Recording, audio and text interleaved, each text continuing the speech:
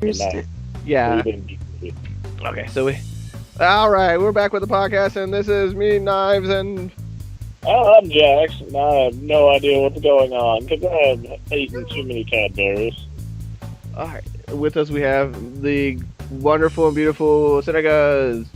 Roar! And then we have with us the talented and amazing Brad of the Duct Tape. Hello. And then we have Kristen. Roar! Adorableness and spiky hairs of all eternity. Yes. Being caught out forever. Okay, so if you guys tuned in for last week's podcast, which is all of like, I don't know, 24 or so, whatever, I don't care.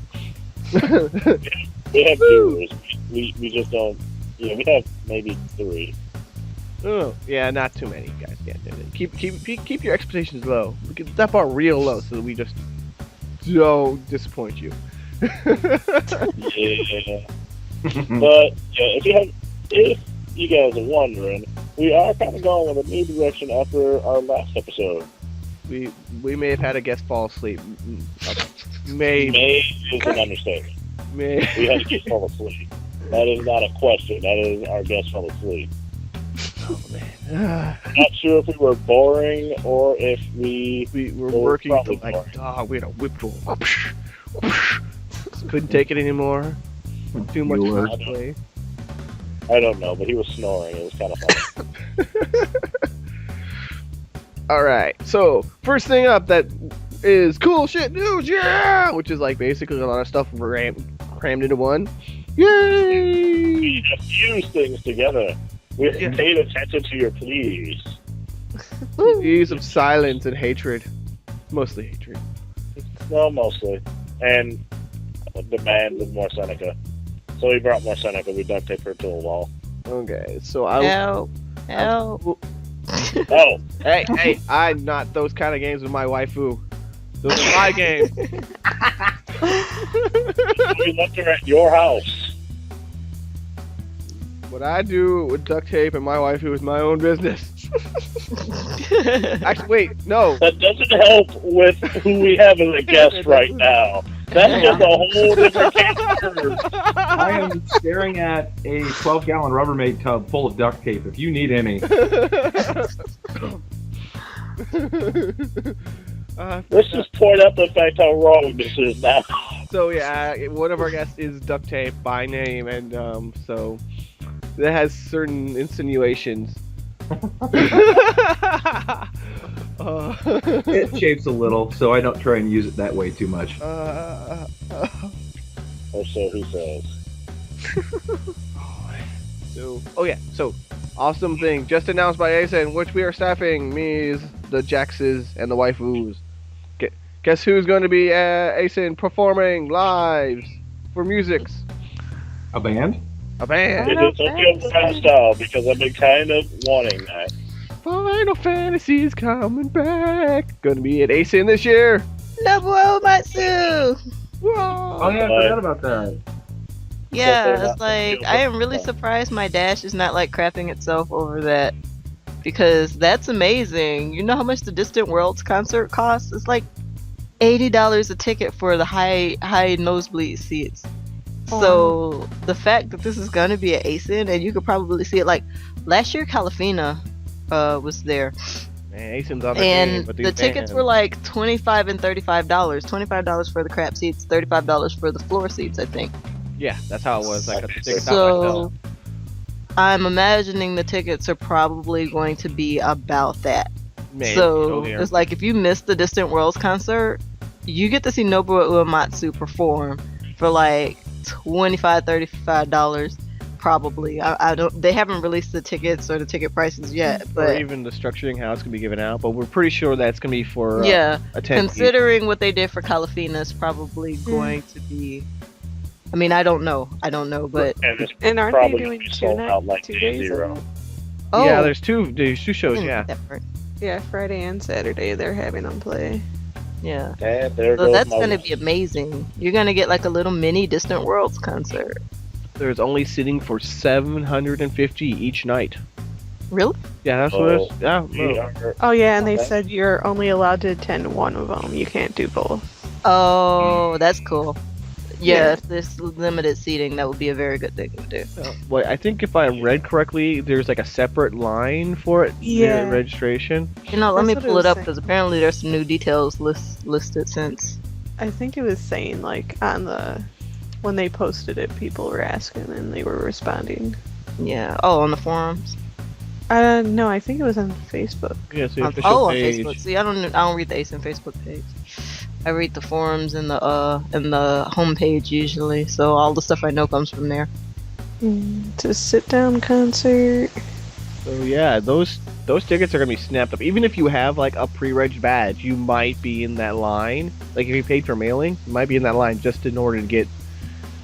Yeah, they said there's no online buying. Oh, they're not buying the. Oh, that So sucks. yeah, Reg is gonna have people in there because they said it was gonna draw in an extra 5,000 people probably just to get these. How many? 750 plus 750 is 1,500. 1,500 possible seats. So it's gonna be a push to get those Yeah. seats. Out of what, 26,000 people or? Who knows? Man, it gets tighter and tighter every year. Yeah. Oh, so that means they probably don't have the Aku this year then. So what? The Aku, that's where they had the Calafina concert. So if it's limited seating, Yeah, they might not have the Aku. Probably. I know that's what was weird about it because that theater can hold way more people. But where are they gonna have it if they're having concerts? Oh no, they might have it. No, 750. That is the main ballroom. The main ballroom, where they Or have they can do it Yeah, where I think that sounds like the main ballroom to me. Yeah. They said it was all sit-down seating too. Yeah, yeah, so it's all What- seats. If I had to guess, that sounds like the main ballroom to me. Yeah, because it can't be. They're having what is the thing called? The big super big costume contest. The World Cosplay Summit. On Sunday though. Oh, on yeah. Sunday. Yeah, that's what I'm saying. They're having that, so that's the masquerade area already. but They're that having that on Sunday. yeah. Yeah, Sunday. And then they can't disrupt masquerade and the dance. Well, So when they yeah, it's got to usually get another did, space aside from that. when they usually did 2 shows, like, because they haven't done that in a while, but they usually had one Friday night and then one Saturday at like 1 o'clock. Yeah. So they may do that. I would say, like I said, they might do what they did with Calafina and just kind of put them over there, Oh, which would be the better option. Yeah. Yeah, but if they're limiting seating to 750, I don't think. that really sounds like the main ballroom. Yeah, that doesn't sound like they got the theater on the corner. Oh well. But hey, that is awesome because every single time friggin' Uramatsu comes to town, where was I? All the way in friggin' college. I think now it's the map. Pieces I remember. What is that? Wait, All my love. I'm sorry, hold on. what is going on? Gonna get me a copyright strike. God damn you, YouTube! Ah, no, it was Tumblr. Uh, I pulled up somebody's pages and it was one of those stupid autoplays. Oh, It's a really long so, swear. yeah, that's awesome that they got that concert in because I remember they did the Distant Worlds and Asen was there promoting stuff. So I guess they tied some stuff together there with the people running the concert.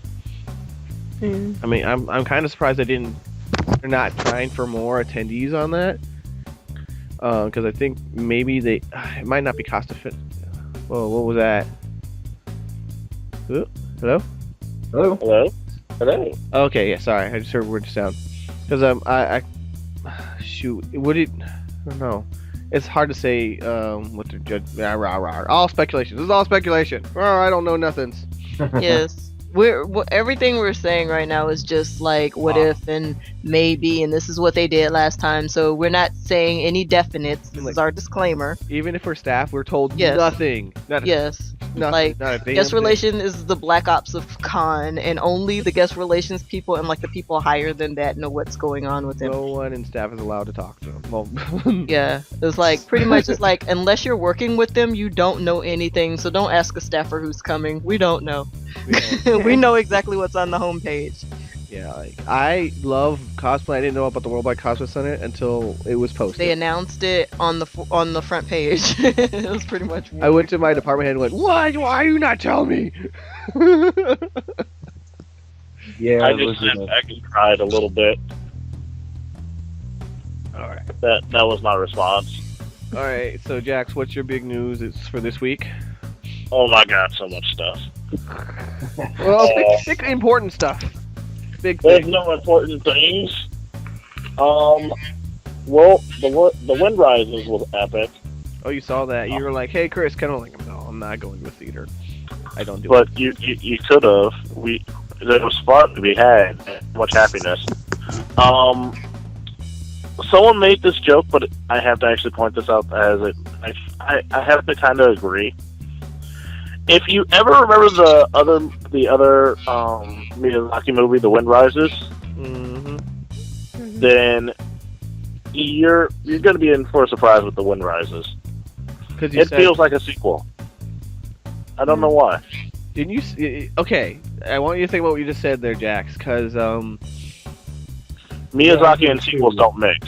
you said both. Whatever you said, The Wind Rises twice in that sentence.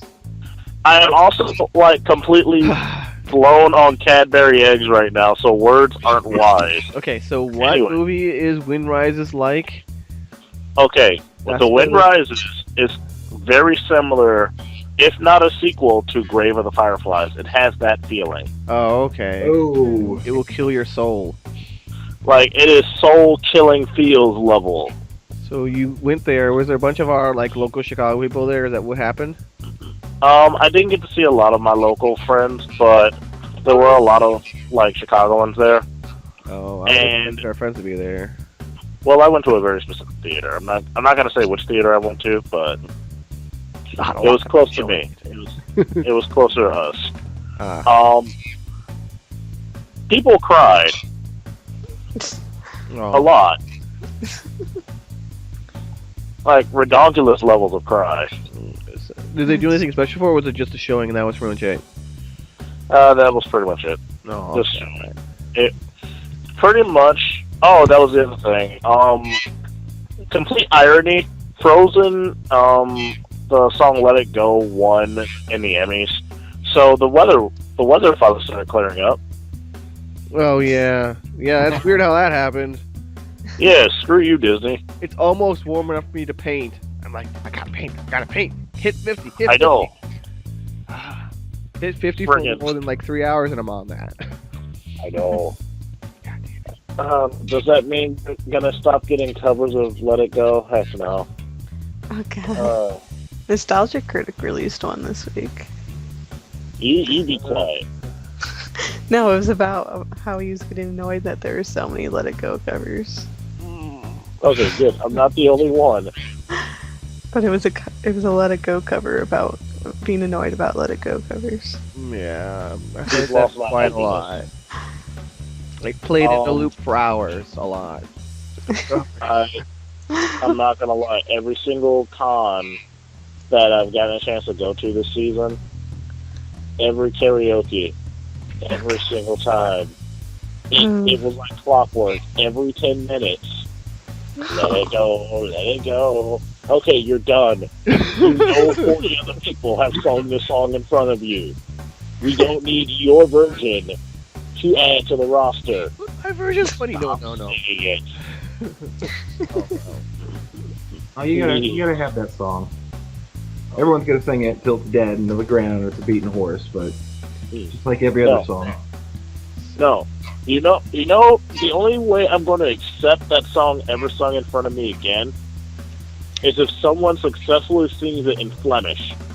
Flemish. Flemish. What about Yiddish? What is Flemish? It's a language. Well, I'm assuming, but of what origin and nature? Flemish is fun. Flemish is a glorious language. Okay, I found you. Let It Go in Flemish. I know. It actually is an official version in Flemish. Yeah. Did you But- see the one where they went through every language that it's sung in? Yo. It's a Oh, YouTube video of I that. didn't watch it, but Yeah.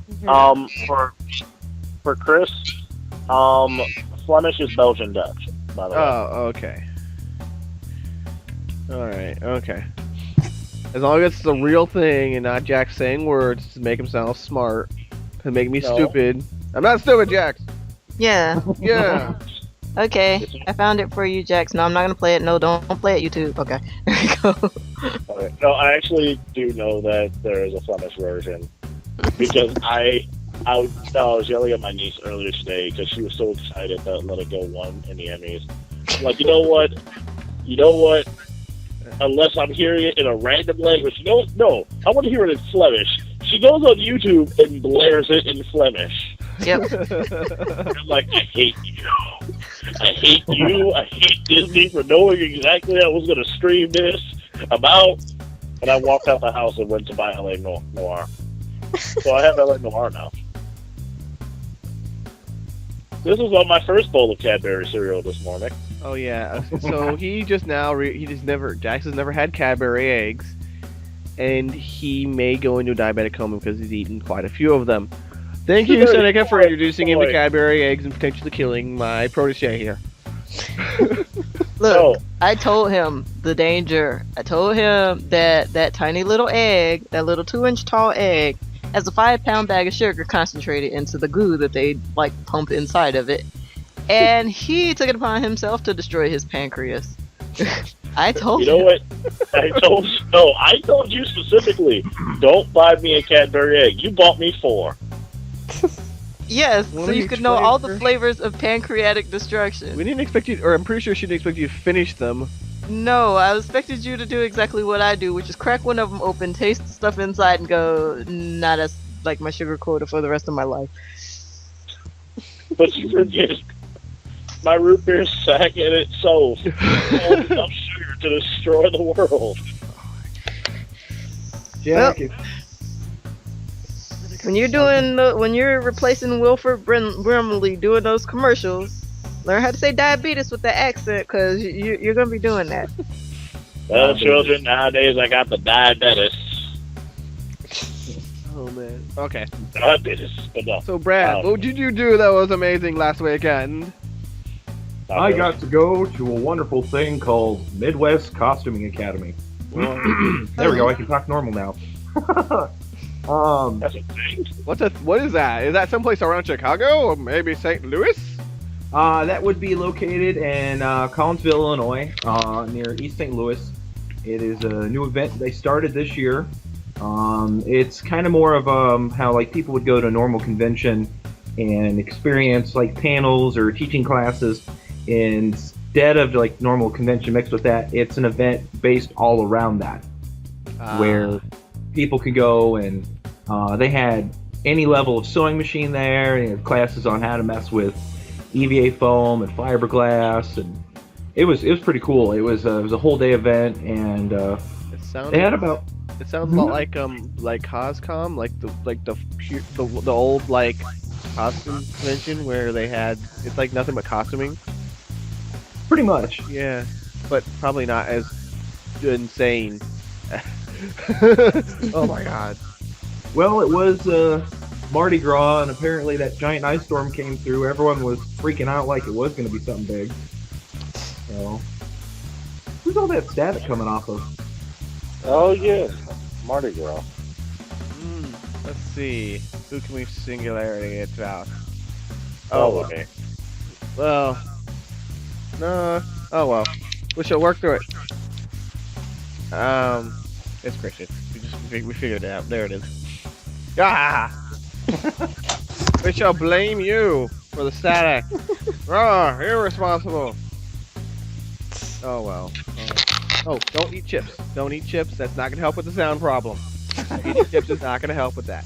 So what did you do there at the convention thingy? Well, I got to go down as one of the guest speakers and teach a couple panels on. One was prop making and armor making on a budget, and then the other one was duct tape and its many costuming uses. Ah. But yeah, it was a lot of fun.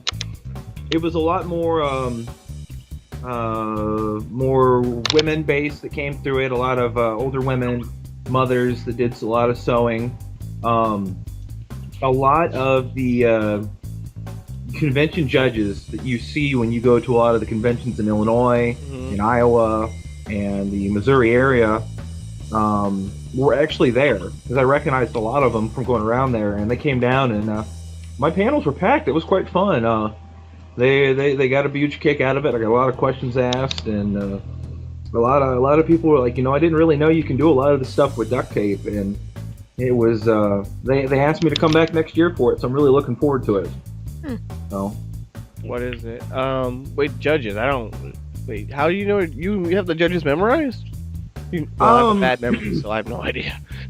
I recognized a lot of some of the judges from Anime Iowa, Archon staff, some of the judges from NakaCon. It's not so much that I remembered them as that they remembered me, considering the fact I've destroyed a few stages at some conventions by accident.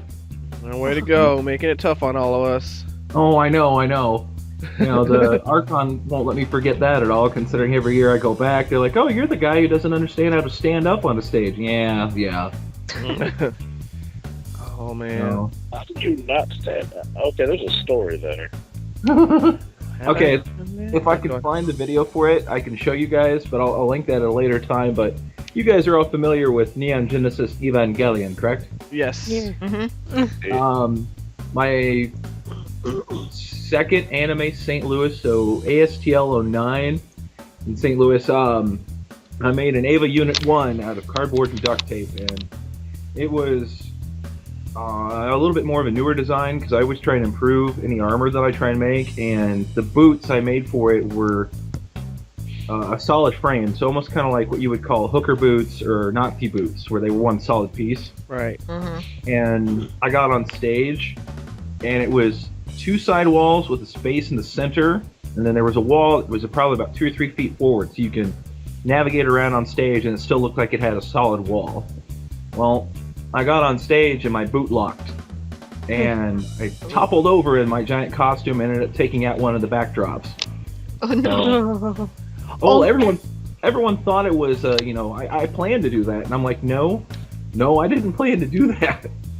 But I now know what it's like to be the president, because it took 4 guys to lift me up and carry me off stage. Oh. I think, was it Eureka 7? What's the thing? Nirvash. Nirvash. Oh yeah, you did Nirvash 0? Yeah, that happened to me too. Well, no, yeah, there was no stairs or anything, so they had to, the people had to physically lift me onto the stage. Because you can't bend your knees at all. No, you can't. I'm about to say, wait, what about Haluichigo? I remember that incident. Yeah. Shoot, you guys know that I was 2-foot lifts, right? So my feet were a full 2 feet off the ground.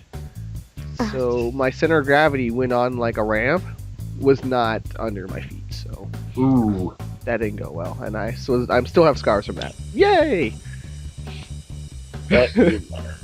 Oh man, so yes, cosplay is fun and dangerous and good times. I feel you, my brothers. Respect your handlers. Handlers. Oh man, I remember for Ace in a while back when I did garter belt, I was actually press ganged into being their garter belt for a panty and stocking group at the last nanosecond.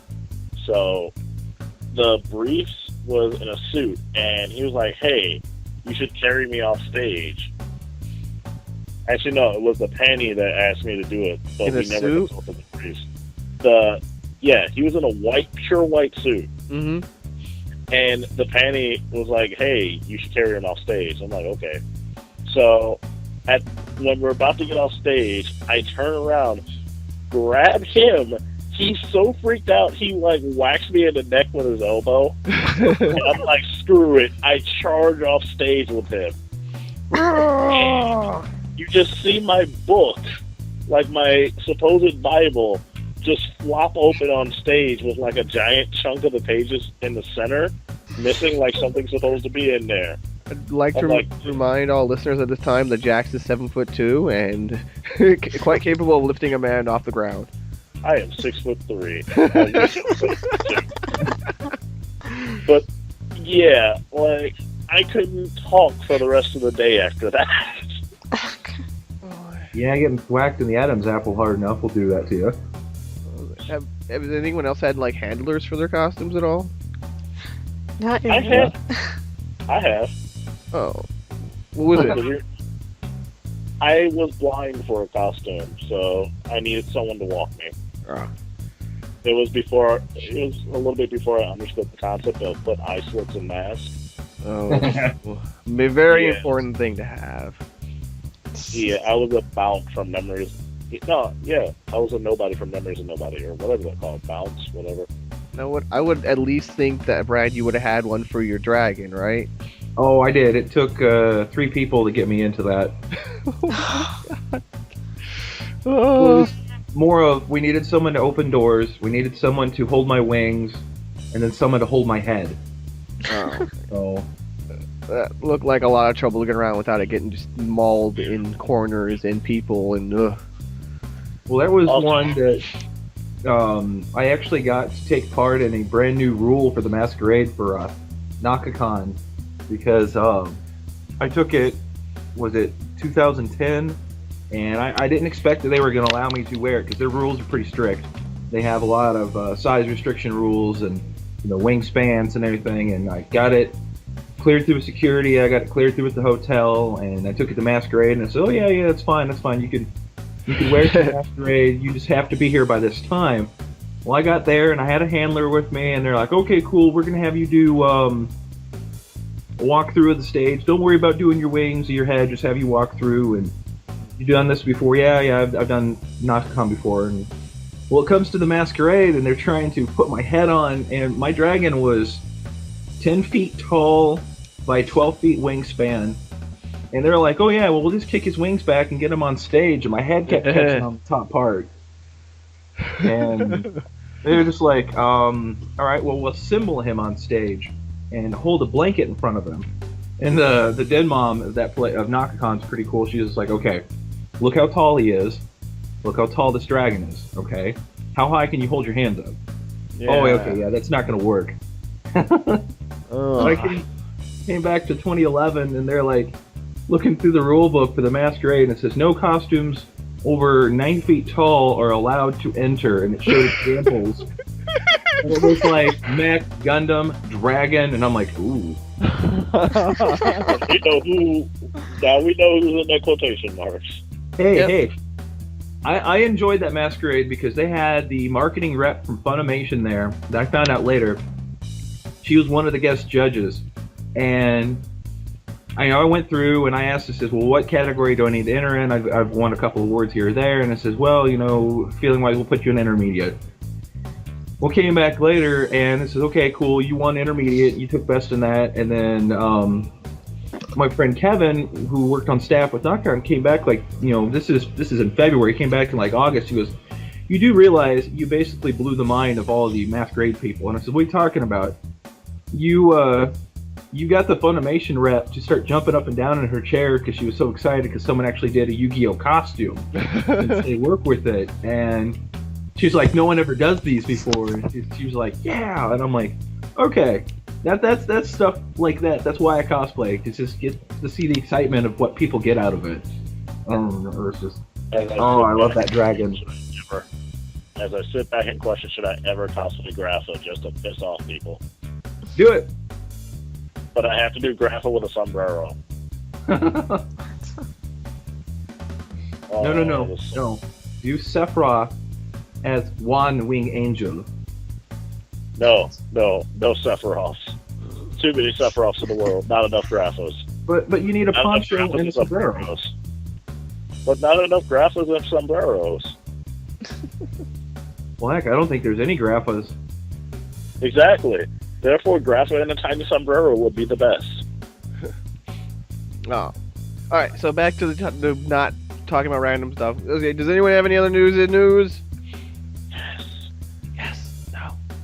No. We got Tiger and Bunny officially. The tickets went on sale for the movie for Chicago. Woo! Wait. Oh, neat. So all of our Chicago friends that are Tiger and Bunny friends, if you haven't been to the Music Box Theater, I don't know why, but I already knew it was going to be at the Music Box because the Music Box is awesome. Go there. Yes. They showed 3.33, and it was awesome. How much are the tickets? $18. Whoa. Not bad. Yeah. Is there something special about the music box? Is it like 3D It's- surround explosions? It's like the only place that shows anime movies. Oh, I guess that's a good. The Madoka movies are there. Regretfully, begrudgingly pays $18 for a goddamn movie. I know. I don't know why, but I like the cinema experience, so it's worth it to me. Yeah. Plus, sometimes they allow screaming in the back if it's worth it. They can't stop you, Jax. Oh, they can try. There's like 30 people to 1. They sure as hell are about to try. Just, No, in 3.33, I let out one remark, got an entire crowd full of laughs. I can't wasn't help that. but think of like the Robot Chicken episode where the condoms of crack explode in the stomach of the Yeti. No, Jax, no! What was it? It was the Bumble, wasn't it? Yeah, the bumble. Yeah. Oh, man. our childhood. Oh god, childhood. Don't remind me of childhood. I'm still like reeling over the concept of Soggy's may rule. All right. So Jax is some stuff to talk about. He did some very important things, or we did some very important things this week. What did we get done? We did a lot of things. Yeah, but we're working on the working things. I thought we were still in bullshit news. Huh? I don't know. You got anything else to add? Yeah, Guilty Gear Zerd. Oh. Okay. Zerd. Wait, let me see. What is this? I am a huge Guilty Gear fan, so when I hear that, holy crap, Guilty Gear is getting another game that's actually going to be a continuation of Double X, then I'm going to cry, and I'm going to wait for it. Alright. So it's when's the release date? System? System. It's already released in arcades in Japan. We have no American release date yet, which is slightly pissing me off, They'll but never let you. They will not ever let you have it. no, they better, because this thing plays like an anime. I have seen it play. This thing, oh my god. Okay, you get a cross between normal Guilty Gear combat. It's slightly cel shaded, so it has a lot smoother look. The characters are a lot more alive than they normally are, and their specials are all anime. Oh, wow. So let's say, oh, you do a grab, it goes into anime mode, and you see the entire thing happen.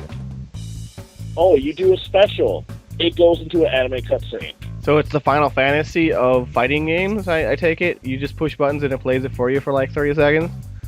No, you can. What makes it cool is you can still do like cross counters. You can still dodge out of specific or dodge out at certain times. So let's say Soul attacks you with his friggin' one of his specials. If you time it right, like even in the old games, you could do this. You could cancel out their special, or start doing your special during their special, and it will do a special animation specifically for that. Okay. So a lot of stuff that were glitches back in the day like that are now considered actual combat. Okay, so what I'm going to do is I'm going to tell you about fighting games here, Jack. I'm going to put a link in the thing.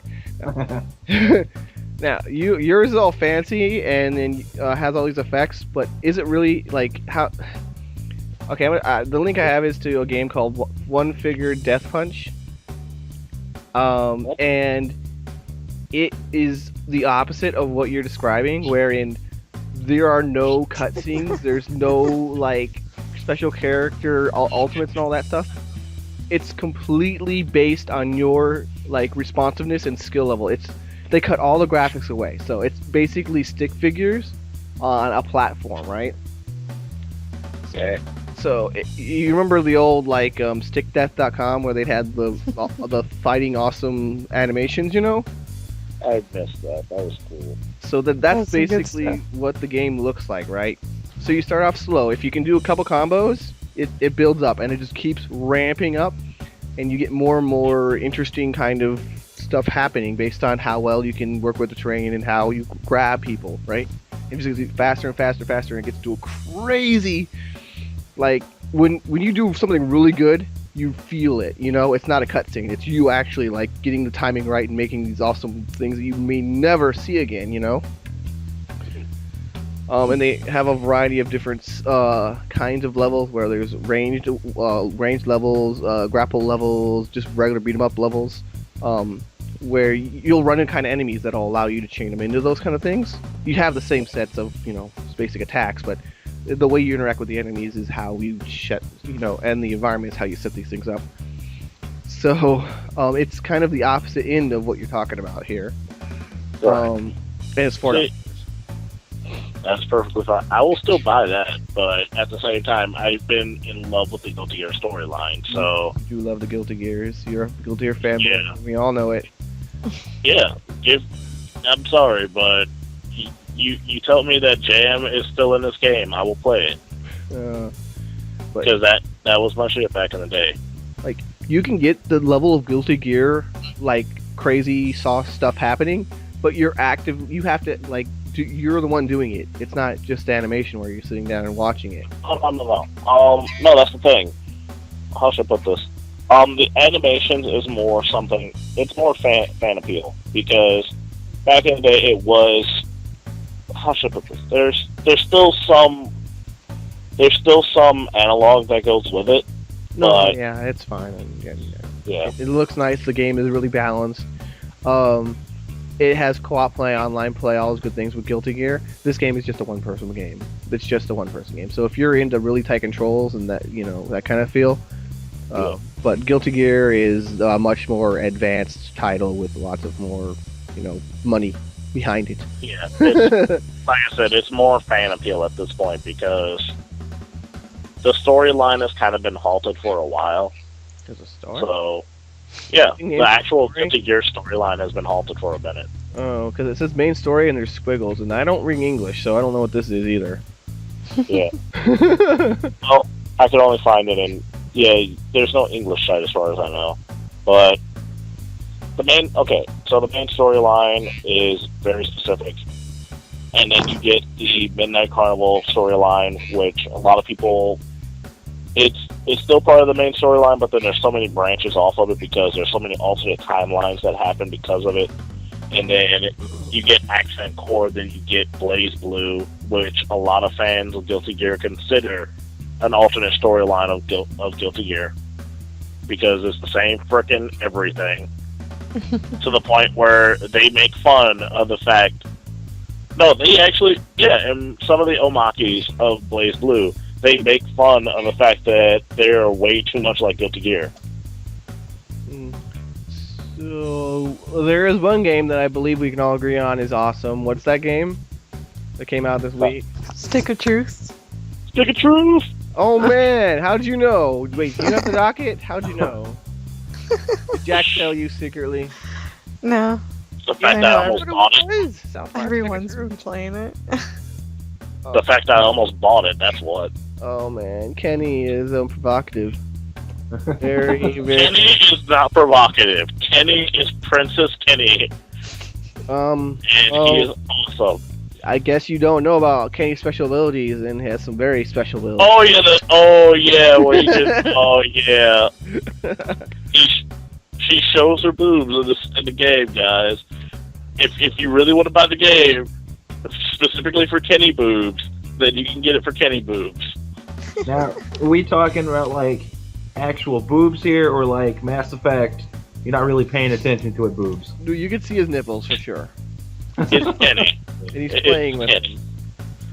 And it's his way of enticing the opponent. And if you're in any way sensitive about anything at all, this is not a game for you. This game craps on it. And this game craps on it and kicks it square in your balls. Lots of butt things. In the style of South Park. Exactly. Yeah. That's why we love South Park. There's so much. How much is it? Do you know, Jax? No. It's about $60 right now. 60? It's a game that it's a cross console game. It's obviously going to be $60.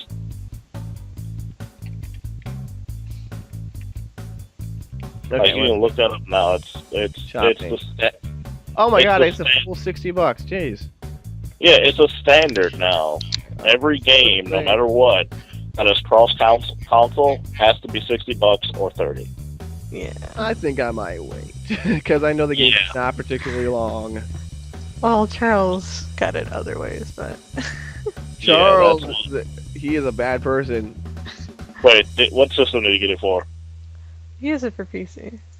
He can suck it. Anyway, oh, he's one of those people. I might steal this. If he has it on CD, I might steal it from him, but that's about it. We do not condone illegal activity on this podcast. Although I don't condone illegal activity unless I am personally doing it. And if I am personally doing it, then heck yes. But no. I will never see Jax again. Oh, guys, sorry I'm so quiet. My sinus headache has turned into a migraine, so I'm hiding from light right now. She's hiding in the blanket. She's a blanket cat. She needs Cadbury's.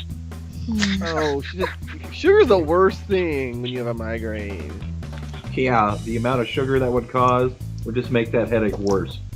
Oh god, it would split my head clean in two, and I would blame you, Jax. I would blame you, and my rage would disclose your skull. Oh, sugar But you might become a gold duck. You might become a gold duck. Are you calling me a Psyduck, you bastard? That's like 4 different kinds of insult, and I would kick you in the nuts next time I see you. Please get that on tape. Oh. And as you're writhing in pain, we're gonna pour root beer upon you. Knives, he is insulting your wife. I said we desecrate him with root beer. Avenge me! Jax, you're a bad person. You should consider yourself lesser than those better than you. But I'm winning. I am winning by default. For I am over here and out of ball kicking range. I know where you live, and I've seen where you sleep. You see where I lay my head, not where I sleep. That's good stuff. She can kick any head, and you pick whichever one she wants. I am safe. I am safer in the current room I am now than in my own room. So I'm okay with this. Oh man. But no. So we're good. Seneca is not a gold duck. Okay. Alright. We're good with the cool shit news. We got it all. Problem. We satiated your lust. No, No. we'll never be satiated. Well, no, not until I actually get off this podcast and actually play Double X again. But So, what were you and me doing this week, Jaxes? crazy maniac things because we actually built a rig this week. Woo! I'm staring at it. Yeah. So he has a camera and he can record things and he can make videos, but now with his computer, because the computer's still shit. So maybe. Oh, and I bought a 32 gig SD today with my friggin' whatchamacallit. Thank God. Oh man, Shush. it's super Where'd you important. get it? Huh? Where'd you get $20 it? even. No. Amazon, $20 even. Yeah. Oh, good. You that's- took my advice. Yes. Yes. Oh man, I think I can get like 7 videos on mine, but I think mine takes up way more space than that camera. Yeah. So, That and yeah. What was I gonna say? Oh. Yeah, that one, my 2 gig is gonna survive me for the first couple of videos, but next Friday I should have the 32 gig ready to go. woo! And then I can buy it external, and that way I can actually just send all the videos to you in a tiny box. Yay! Let me see. I know I've been trying, like today, Friday the 7th, whenever the hell this video goes up. I think it's probably on the 3rd. It'll go up next Wednesday. Mhm. That'll be like 50. I don't know, whatever. Math escapes me. Anyway. Today it warmed up. It got to like almost 50. Oh my God, guys! Oh, It's spring. It's spring. It's fighting its way in. oh man! And you know what No, 50-degree no. weather means? That Disney has finally been sated and frickin' Frozen can finally be done. We can paint, Jax. We can paint. Holy crap, that's true. Oh my god. Yeah, like I'm serious. Like for my paint, my good paint, I need a solid 3 hours of warm weather, reasonably warm weather, in order to paint. Otherwise, it just Spray goes to crap. painting, yeah. But do you know what that also means? Hmm? So I can finally fix the water damage in my garage. You open your garage yet? We were in there. There's I rats. know. We broke in finally. Turns out Jax has a ton of stuff, so he's good. Yeah. Um, Most of my stuff I knew before was going to be bad, so I put it in the rafters and on stuff that I didn't care about, like everybody else's stuff. So there's just a pile of clothes that I have no idea whose they are. Just I know they're not mine. Just protecting my phone. I was trying to put out a video for the Megazord, but it was mostly me drawing schematics up for this past week, and I do have the harness ready, like the support harness, so that it's comfortable. But that's pretty much it right now. Hopefully next Monday, definitely next Monday, I'll have a video up for that Megazord progress. I might need your help with the harness on friggin' Regirock, if anything. Yeah, if you're ever gonna run a Regirock. You shut up. Anyway, Oh. eat your flesh. Christian, have you been making anything? Yeah, I've been making a Rufio from Homestuck Wig. Awesome. I think I saw pictures of that.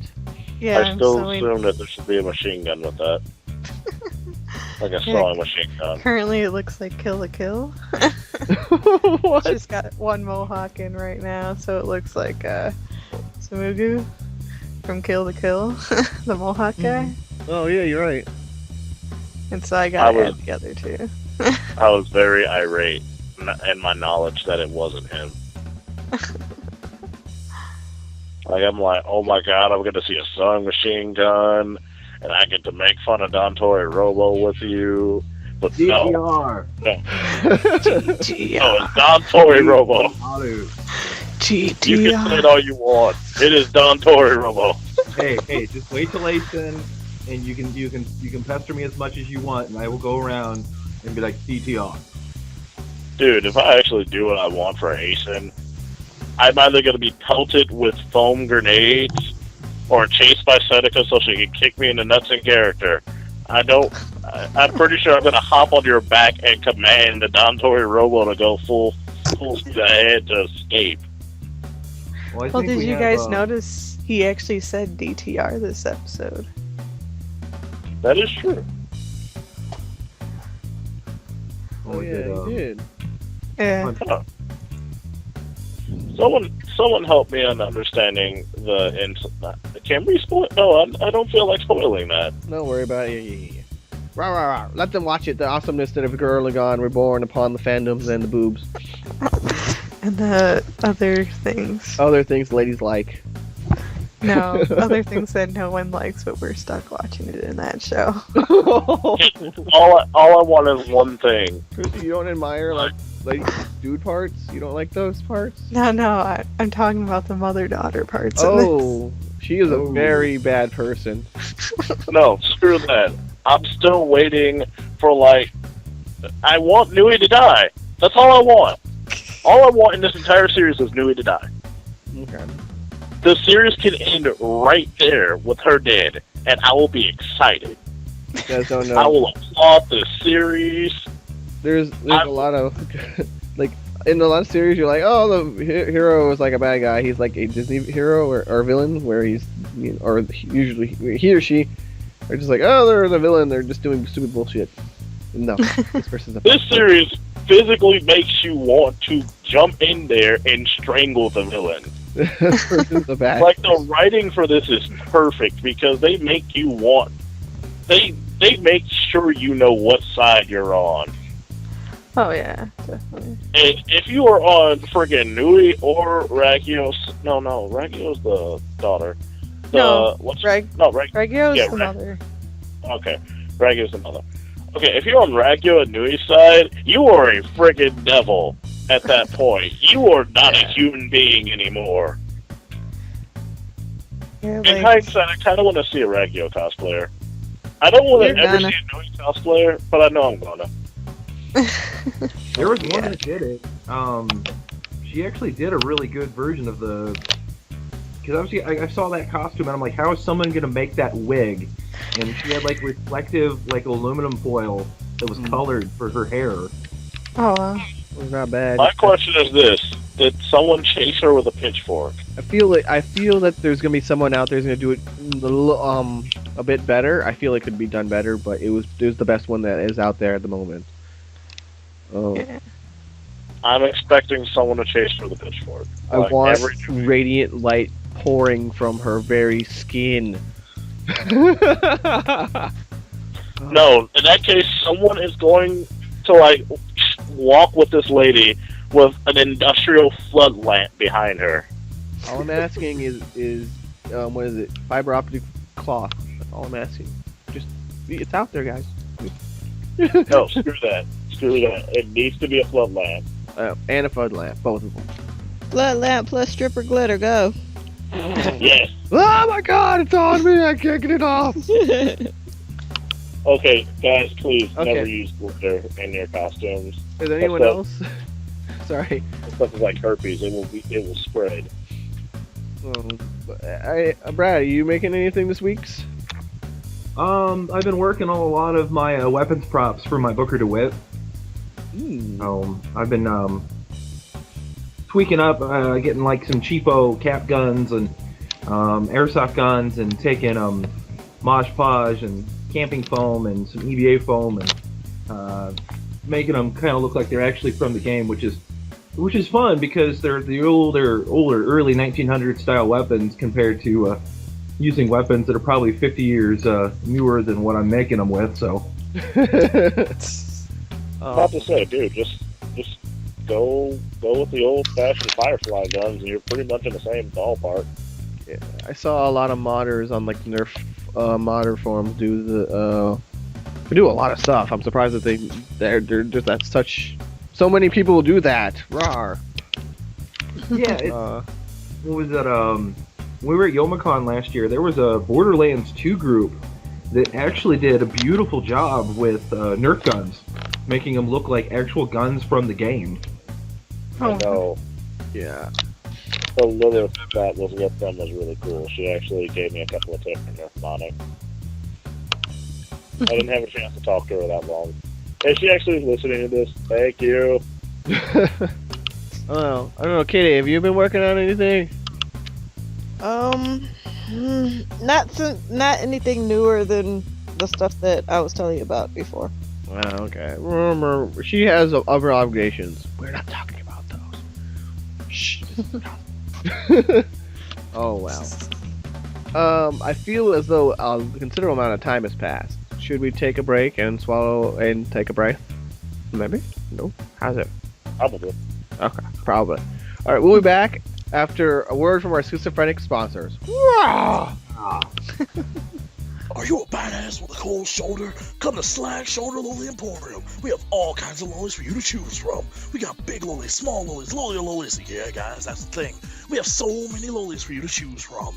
We are having a sale this week. Buy one, get two free. To make your badass enough to handle more than one, come to Slag Shoulder Lolly Emporium off the corner of Sunset and Never. Alright, we're back with the schizophrenicness of what we just did. Yes, that makes sense? Yes. Yeah. You, senor. So we have a very special guest here, which I've been looking forward to his insights into this particular material for many a moon. And I've been waiting to watch this for a while. I actually have soundtrack music for it. I have nachos. I got more Cadbury eggs ready to go. Oh, God. If you've been having nachos for 2.5 hours, how big of a bowl is this? Oh man. Actually, it's more of a barrel. So he's Brad the Duct Tape, last name inserted here. So he has a specialization in duct tape. Surprise. I'm not a huge fan of duct tape. I will use it in specialty scenarios, which I'll go into later. But I would love to hear your insight on this material and what goods and bad things about it. Well, honestly, a lot of what I use duct tape revolves around when I got into cosplay about 10 years ago. And I can't sew. I mean, honestly, I could, patch my pants, like if I tear a seam on it or something, but that's about it. And I was one of those kids that played around in the backyard with the helmets and the capes, and some of my friends told me, he goes, well, hey, man, you've heard about these conventions? Oh, my God, conventions. And I think my first one I went to was ASIN 2005, and I went there and I was blown away, and I'm like, this is amazing. I really want to go to more of these. But I could see the fact that there were so many people there that had all these elaborate costumes and people who could sew and just do all this amazing talent. Well, for probably about a good year afterwards, I kind of kept hunting around trying to find if any of my friends knew how to sew, and it just wasn't too much luck. One Halloween, I just sat there because I'm a Boy Scout from Scout Troop 233 in Gilson, Illinois. We mess with duct tape all the time, and I was always patching stuff and repairing stuff, and someone just like, well, hey, why don't you try making a costume out of duct tape? And I said, well, I can go ahead and try. And so we had made like little piddly props or something, like a last-minute automail arm for ASIN one year, and so I made Alphonse from Full Metal Alchemist, I think about 2006 for Halloween, and it was probably not the best, but I felt accomplished, and I just used all silver duct tape, and I liked it, and I didn't do much with it for the next year. I just kind of left it in the garage. I'm thinking, okay, I'll come back and I'll build on it, and came back the next year about August, and come to find out my dad had pitched it, and he's just kind of like, well, it's been sitting here all year, you haven't touched it. So I was forced to have to make a new costume. Well, one of my friends sat there and says, well, hey, Halo, I think it was Halo 2 was coming out. Yeah, it was Halo 2 or 3. And yeah, it's 2. And it was when they were doing the Game Fuel. Which Halo game did the Game Fuel come out with? Wait, Halo? It was Xbox, the original, maybe? I think it was Xbox the original. It was 360, because Halo 2 came with the 360, wasn't it? Oh, no. Okay, yeah. Because I thought you were talking about the original one. No, it was, we did that, and it was about a month beforehand, and he goes, how about this? You like Game Fuel so much, why don't you make a Master Chief out of cardboard and duct tape, because you made Alphonse. Wear it to the event. And we didn't have a GameStop in town. All we had was Walmart. Our GameStop was being built, and it says, you wear it to the midnight release, and you do that, and I'll go get you 4, 5, 12 packs of Game Fuel. So, for the next month, I sat and constructed on, just a Master Chief costume off the Halo 1 design. I kind of built on what I had done with the first Alphonse, and used like a tactical belt to hold it up, and some old shoes, and, it was, silver duct tape that I'd spray painted green, and I'd used black Sharpie, and wasn't trying to be too fancy with it, but I wore it to it. And the look on everyone's face when we got there was so entertaining, because you got all these guys that, as anyone could best describe as, they're on Xbox Live on a regular basis, like, oh yeah, your mom's, horror, stuff like that. And they're looking out, and I could hear the reaction from someone who goes, is that a guy dressed as a Master Chief? Yeah, it is a Master Chief. And went up and chatting with them and everything. Mm-hmm. Well, I didn't have an Xbox 360. All I had was a PS2 at home. So I got there. I wanted to walk around the store. Well, they're keeping all the Halo fans outside. Mm-hmm. And it's the manager and the assistant manager of Walmart's there. And he's looking at us, and he's just like, all right, and I need you guys all to stay out here. Here's your tickets. And I'm trying to go in, and he goes, oh, okay. Well, no Halo fans in there. And I look at him, I says, well, I'm not here to get the game. What do you mean you're not here to get the game? No, I'm just here. You here to get an Xbox? No, I don't have an Xbox. I got a PS2 at home. He looked at me with the biggest, okay, I guess you could go in. But I ended up making the newspaper with that, because it was a slow night, and one of the guys came out and he's interviewing it, and he's just, not in the best way, he was interviewing what was a normal gamer, and then he was interviewing an extreme gamer. You can only guess which one I got dubbed as. We've been in that scenario as cosplayers. Like, okay, let's drag out the thing. Yeah, he's just like hardcore, and I'm like, no, I'm just here. Disappointed. He wanted you to be like, Xbox One! Or no, sorry, Xbox 360! You gotta go a little bit farther back in time, Chris. Alright, Yeah, it was, Okay. yeah. I still got that article floating around here. It's. I think it was titled "These Gamers with Halos," and I was just okay. Well, it's kind of cool. Well, it's like you kind of get a little kick out of it. All of us cosplayers know, that okay, that little thrill of wearing it. So, yeah. not too much, but come about ASTL 08, when I decided I'm sitting here and I'm like, you know what? I don't really have any costumes. I'd bought like a Naruto Shippuden, Naruto's outfit from that, and I was gonna wear it. And one of my friends is like, well, you should take your Master Chief, because I'd worn it around college a few times, and the frat houses just enjoyed it to no end, because they had a day what was called Flunk Day, where it would be right before spring break, where they would you didn't know what day it was on, you just knew it fell in this month, and they would have people go around and just shut down all the campus, and it'd be a giant drinking day. And I remember that. oh yeah. This is what really hooked you into duct tape? Well, yeah, it was the thrill of it, and it got me in there, and everyone was just like, oh, dude, it's Master Chief. Well, it's the thrill of it, and I was just, I'm going to go into it and work with it. And I like I said earlier, I can't sew. I cannot sew to save my life. And it seemed that the few more times I got into it, someone says, well, why don't you try building this? Okay, and it just started becoming kind of that. Like your thing. I saw how much kind of a thrill that people got out of, oh, hey man, it's Master Chief, or it's this or that. So, it started getting to be, I had to go with the skill that I had, be it, it's not probably the highest one, but it was still all I had, it was cheaper than technically me commissioning someone on eBay that's for damn sure. yeah, for $200-300 costume. I said, I'm going with that, because that was also about the time that Nightmare Armor was out, and it cost $3,000 to $5,000 for like a Spartan suit or Darth Vader costumes or anything. That was one thing I brought up with a Midwest Costume Academy, was it says duct tape was really my outlet of building a costume that I saw that I thought was really cool and exciting, and not blowing a couple grand on it. And it was just it's probably not the most refined material, and I'll admit it, duct tape is not fond of heat, and sometimes it's difficult to work with. I mean, you could make it look pretty nice. Well, yeah. But it's just one of those ones is that you either work with it or you don't. And this just did get stuck with it, and I liked it, and it kind of got to a point where people were starting to know me or remember me for it, and I said, I'm just going to stick with it. And I have been trying to branch out with it, trying to work with other materials.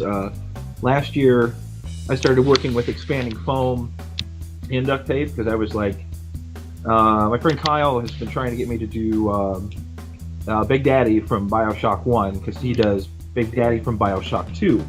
And he gave me a tutorial on expanding foam and silicone and Bondo and building on that. And it's just, to me, I don't know, it's not your thing.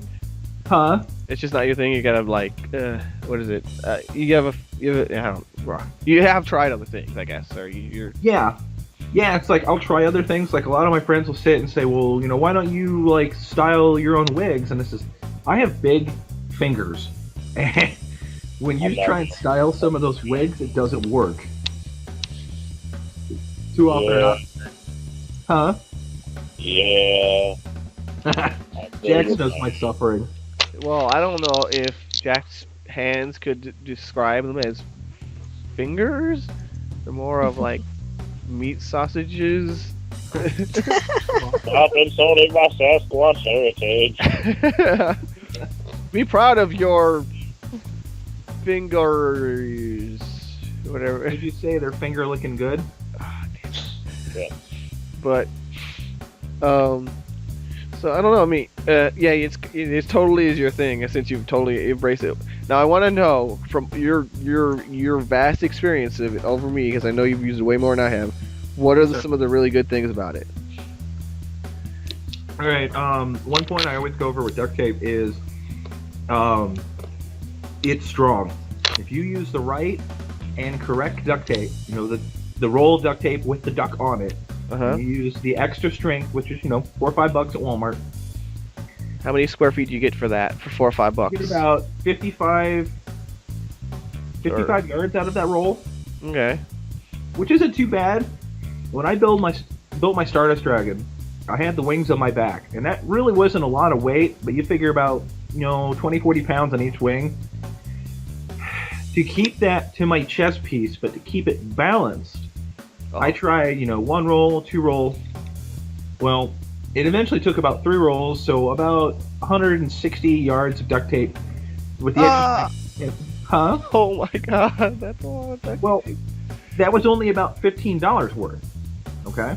Mm-hmm. One of my friends who builds mascots Mm-hmm. made a similar dragon. Jax, you're familiar with the Red Dragon Archfiend mascot around St. Louis, right? Yeah. I remember, dude, I met you when you did Stardust, and I was, like, trolling with you when you were talking about Red Dragon. Okay. Her rigging is How very long I've similar. known you. Well, no, I know you've met my Stardust, but hers cost almost 3 times that much to rig it up on wood and metal and the straps, and it's hers. She's constantly having issues with it staying stationary and staying on the rigging on it because it's just the weight. And her wings are about the same weight as mine, and that was just the whole thing. Is that I was showing the fact that a lot of people don't think of how much weight duct tape can hold. If you just if it's not holding it, you're not using enough duct tape. I think it was my total count. Stardust Dragon had 1,200 yards of duct tape in it. So, yeah, that was. I didn't pay for all of that. That was something that work had a project where they were selling duct tape, and they were like, "Well, we want you to build something to advertise duct tape in our store." And it was the 12 seasons of the year, and they're like, "Okay, you do the Halloween stuff, right? That's that costuming thing you do, right?" Yeah, it's Halloween. Oh man, you lucky bastard. Well, I sat there and I said, "Huh?" All I can say is you did Red Green Proud. Oh, I still want to meet Red Green. That's kind of one of my dying goals. Dude, you and me both. That is a life goal. Oh yeah. Well, I think he's still touring in Toronto though. But he is. I think he's actually going to be touring somewhere within an hour of me in the next month. But the tickets are all sold out. Because I saw that and I was just like, crap. how the piss did that happen? He sells out so quickly. That's just the thing. He goes, "I'm here," and then bam, tickets are gone. Oh. Okay, No, we it gotta was- watch him talk, but You do, but it was. They said, hey, build this project for us. We want something that will sell duct tape. And I'm just like, you guys are gonna pay for this, right? Oh yeah. This is cheaper than us buying this place. They ended up buying me $400 worth of wholesale duct tape. Oh man. And wait, what'd you Well, make with that? Was that your dragon, right? I made my dragon with it, and I had it built in about a month. And I remember the day, it was there. I came by and I said, "I need to borrow one." Because I worked in a grocery store. Jax, you know the Hy-Vee I worked at, right? yeah. We set it up, and I says, "Well," they're like, "You gonna drop it by with your car?" And I says, "Well, I need one of the company vans." You need what? Yeah, this thing's big. Okay, and we came, and my assistant manager looked at it and goes, "Wow, this is really cool." The main manager came by when we had it set up, and he just looks at us, and he looks up, and he looks back, and says, "I don't want to know how much this thing ran, but this better sell duct tape." Oh. But it did. It did. That whole day, we had kids coming in, and they're like, "Mom, I want to get duct tape. I want to make something like that." And they were asking questions, and they're like, all the duct tape we had set up on that display sold out that day. Wow. Oh, wow. So this is why I like, and it's just with all the colors now. But you were asking about, but duct tape strength. Strength is the number one point of why I use duct tape. So yeah, okay. So I have found contingencies for duct tape. All right. So Okay. in the rigid armor things, like a lot of my armors are rigid. Even if they're Wonderflex or whatever, they're technically rigid, right? So not so great when you want to do joints, elbows, armpits, whatever the case may be. But those things need to be covered up a lot of times, right? Animes and mangas and various shows don't agree with your ability to to bend, even though you should bend in those places. Like, Right. So sometimes I'll have to work with foamies, right? And that's a good flexible material for armor, and you paint it up and all that good stuff. Problem is, it fucking rips. It just does. So if I have a piece of armor that I can't reinforce it in any way, I'll duct tape the back of it. Just to there's no way it's gonna rip anymore if you duct tape the back of the foam, and you get the strength of the duct tape on the back, but like the nice finish of the foam on the front. And I have had scenarios where, of course, you go to a convention and shit hits the fan, and you need a piece of duct tape. You just need it, whether you like it or not. That's the way it's gonna happen. Is duct tape. Like what is it? The rigid PVC, the plastic I work with. Like, the problem with that is if it's good and strong, right? But once it snaps, it's over. It's if you try and glue it, it's never going to be as strong as it was when you first made it. So, if you can fix it with duct tape, it will hold together, at least through the whatever you need to do it with. And especially when you're getting for fucking free, like I can't argue with free. It's really hard to argue with free. But sometimes I'm like, I struggle to go because a lot of people think that it's cheaper to buy duct tape than to buy some of these other materials I'm using, right? Right. Like the PVC I use, the big fancy plastic that everyone's like, oh my god, it's high-end bullshit, is $32 for an 8-foot by 4-foot sheet. Big ass sheet like you'd see at Menards. The film, like $32. Like it's that's what 6 rolls about of duct tape. 6, we'll say 7, right? Okay. And I'm not sure how much duct tape you could, like how much stuff you could get done with duct tape versus 32 square feet, There's also, of course, the fact that you don't really need anything but scissors to work it, right? I don't think you need too much. It sticks to itself. Yeah, I usually have an X-Acto knife with me to get clean cuts on stuff, but yeah, it's pretty much along that way. So it's easy access, I should say. Whereas you need to buy tools in order to get stuff done with other materials, Yeah. And I have. Go ahead. I will say one thing. For resin. Oh God, that's why I'm not in resin. Yeah, duct tape and resin seem to like each other, from my experience anyway. Then again, I use rotocast resin, so that's a whole different can of worms than normal resins. Yeah, like the whole thing is getting a setup going. Like I know the resin people have their own setup, and the wood people have their own setup, and the plastic people have their own completely separate setups. And for people that do mix materials, we just cry a little bit and like fight halfway through with everything. That's like one thing I hate about mixed materials. I can't have one of everything. I have to do jack of all trade tools. I hate everybody. I don't know. I have in the past used it for grips. It's sometimes really hard. I don't want to waste like actual grips on the inside of things to hold it because it's got the nice texture on it, and it's real simple. You just wrap it around whatever you need to, or as like a filler. You wrap it around with something to fill in space a certain number of times as a gap filler, because that doesn't go anywhere, and you don't want like a plaster potentially that could crackle and fall out, or it's all very situational. Yeah. I used to use it on my pads, my mech pads, because it had that texture. But then it got sticky. Like it would wear out and then got sticky, and then that was not good. Having your feet stick to the ground in stilts or lifts or whatever. Yeah. Yeah, I've been there. I understand that. Oh, I don't know. Did you even make your shoes out of them? Out of duct tape too? I've made. I make about 90% of the costume, except when I'll take like an old pair of shoes and I'll duct tape over them or add stuff to them or put foam on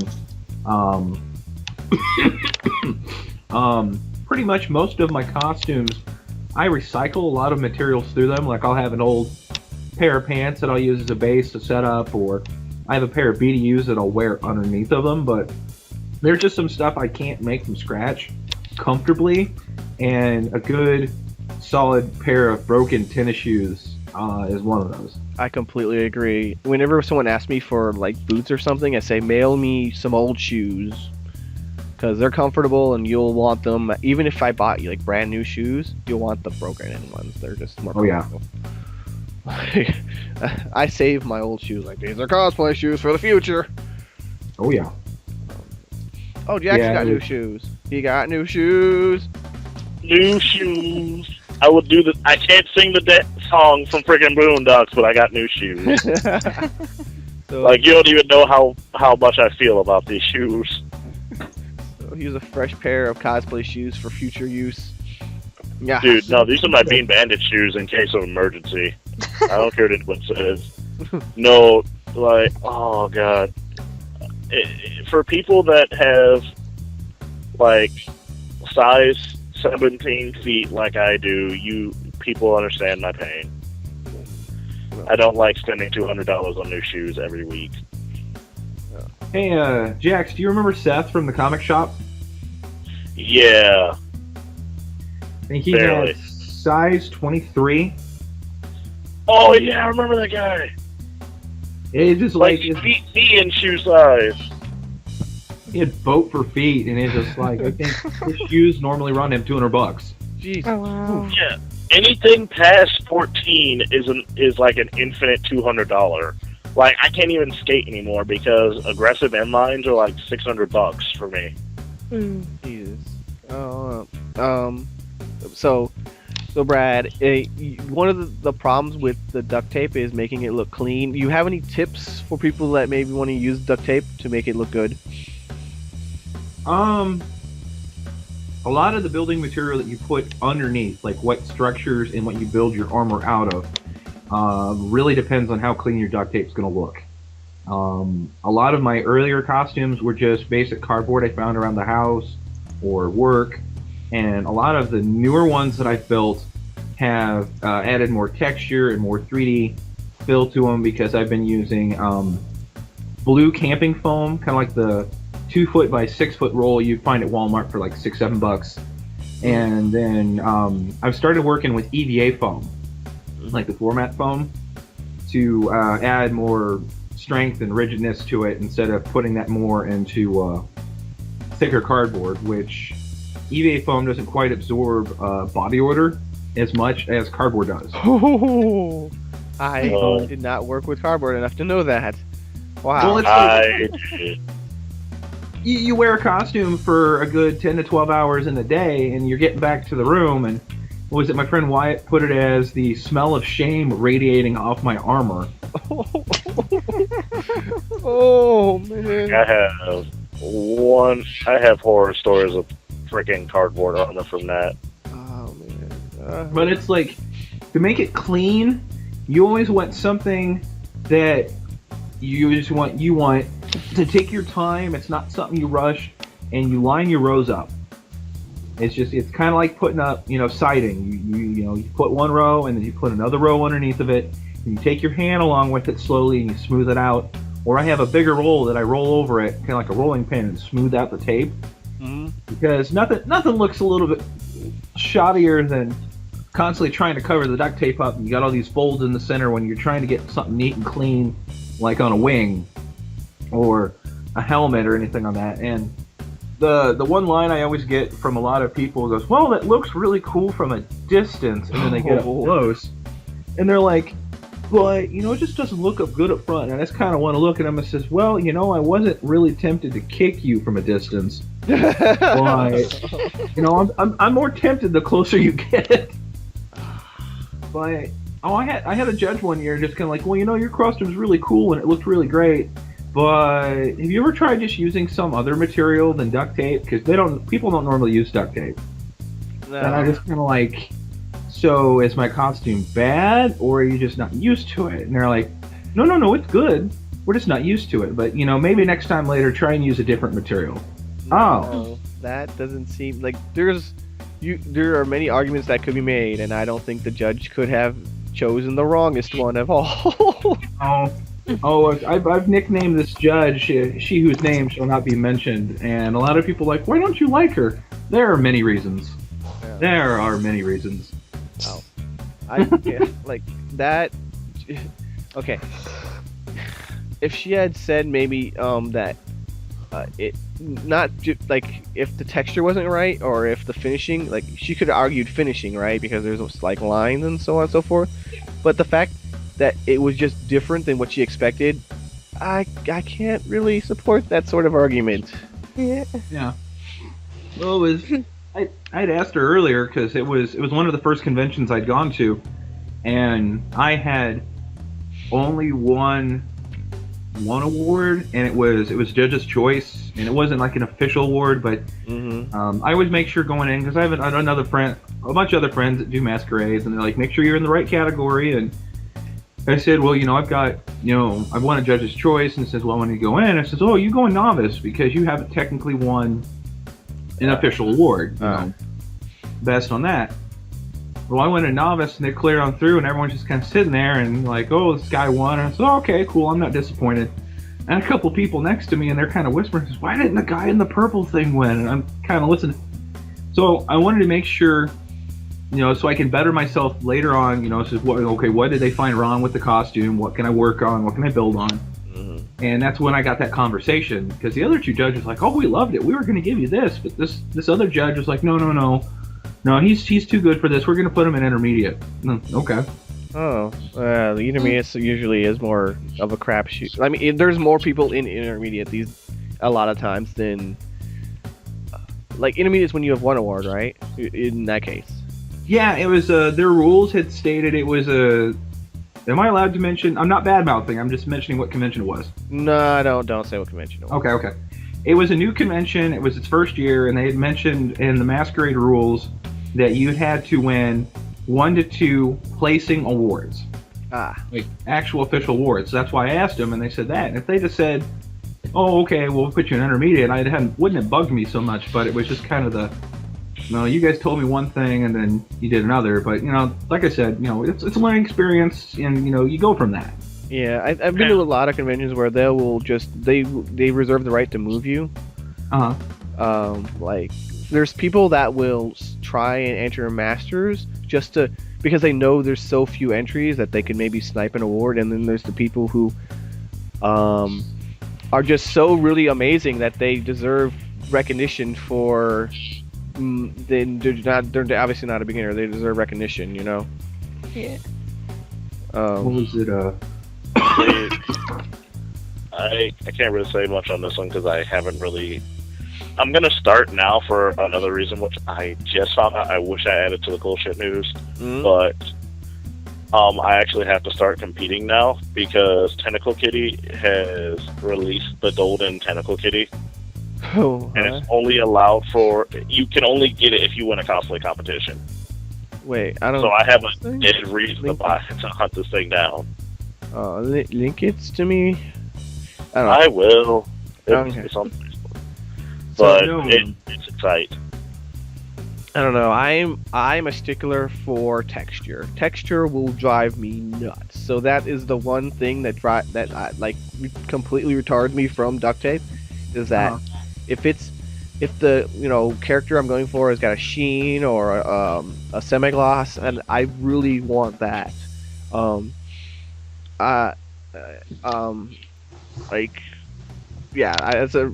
love the texture of things. And that's what I try to go for. Even though when I paint, I kind of mess it up a lot of times. I initially am trying to get the right texture. That's what drives me nuts. Is it true? Why would it's not, the light isn't hitting it in the right way in the least. Oh my god. And also I do try to get the most cost-effective use of my money. Like, it drives me up the wall that people use Warbler for like a whole costume, and not just one, but a double sheet between foamies or on each side of foamy. So using twice as much and foamies to get the job done of like other materials that are available to you. And I'm like, Jets, you guys are spending so much money. Yeah, that's, Warble is good as long as you put it on the outer surface, but it's like, get your bang for your buck. Yeah, that's why you see me using it on trim. Like, almost exclusively trim and details. Oh, well. I don't know. Christian, we have maybe left you out of this conversation a time. No. You kind of left us all.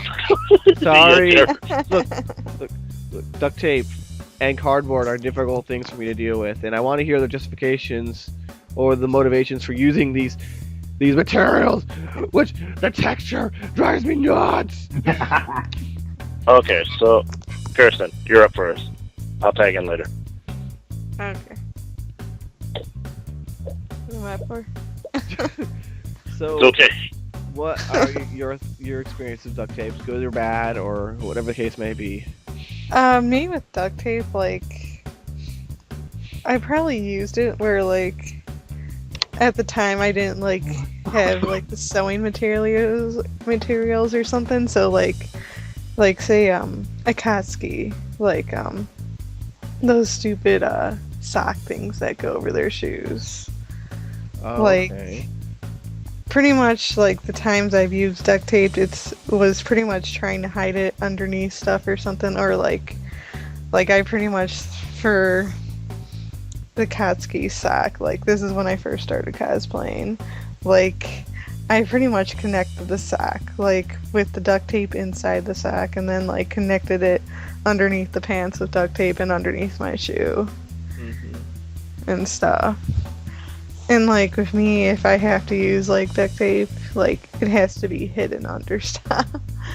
Like, I just don't like the overall look of it to me and stuff. And, like, I think it's also because it's not that straight smooth because you have the lines a lot of times. And that's what, like, drives me up the wall, is seeing those lines. All right, high five, texture person, bam. Yes. Yeah, and then as far as cardboard, I've not. No, like, don't worry. We'll let that cross go to wherever. Don't worry about it. We'll let that one go. That one's for a whole different can of worms. We'll get Featherweight on here, and he can. Yeah. I guess my experience with not cardboard, duct tape. My experience with duct tape has always been positive because, like duct tape here, before I met any of you, my thing was red green. Like, red green made my childhood, and I can never really say anything too bad about duct tape. And some of my first props were duct tape stuff. So there's that. I use it mostly for, and it sounds weird, I use it mostly if I'm doing, like, temp armor stuff, or if I'm using it as a base of something that I need to wear on me. Oh yeah. Like, I wish I took pictures of this, but my first gauntlet was, the inside was pure duct tape, the outside was cardboard. Because, again, I can't sew, so I was like, hey, let me actually see if I can flip duct tape over and use that as cloth instead. The short version, the smell of shame came off of this thing like a smog. So, to be fair, as much as I wholeheartedly do not enjoy its texture, I don't expect, like, people who don't know the ins and outs of cosplay to get this, to use all these fancy materials like Worbula and plastics and resins and all that shit. They're working with what they can find in the hardware store, right? Yeah. Right. So, or craft store or wherever they're at. Like, they're working with the ideas. I mean, I've had plenty of really stupid ideas. So I can't hate on that. And I have seen it used really well. I've seen a S-Gride one made a right arm, made a duct up, and that was really, really clean. Yeah. And I think it was finished with something to smooth it out, but it was essentially so that it was really flexible, and that was the awesome thing about it. It was like rigid but still flexible. And then recently, the Tavros from Homestuck, how he's got the robotic legs. Everybody here know that character. Oh yeah.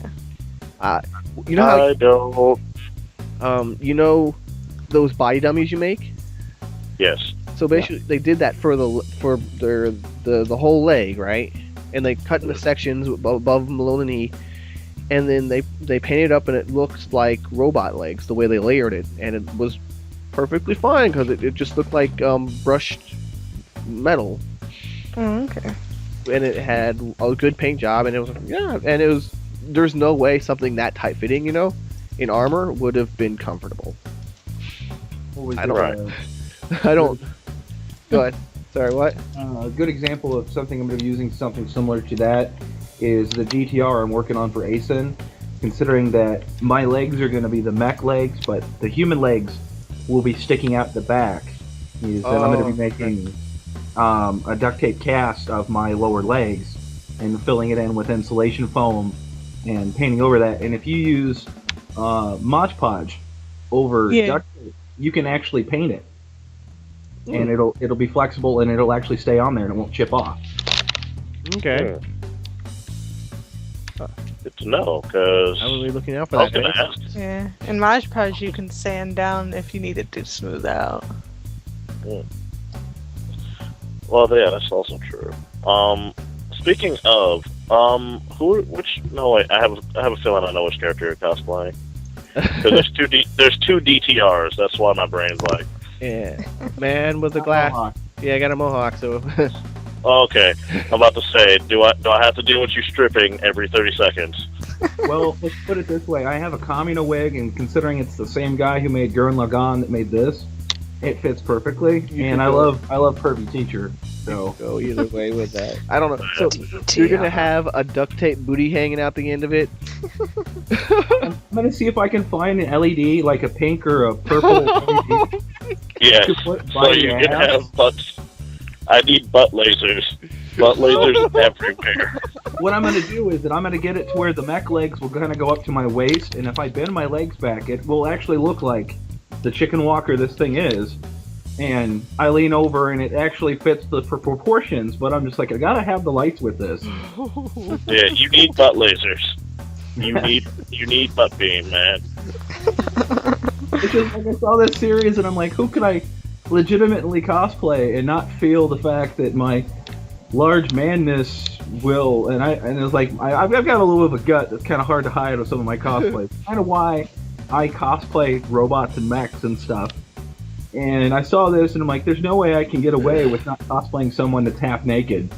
And Yeah, that's kind of what's dodging me from this series altogether. Oh, that's what's daunting everyone about this series. There's not a lot of. Well, that's why. If- That's why I like if- Matt, and she is mostly clothed throughout that series. Yeah. No, Well, that's why I'm like, if not for Shackle Regalia, I would have nothing to do with this series. yeah, that was one of the ones I was thinking of doing was Gaga Mori's, I think it's his first uniform, the one with all the rose whips.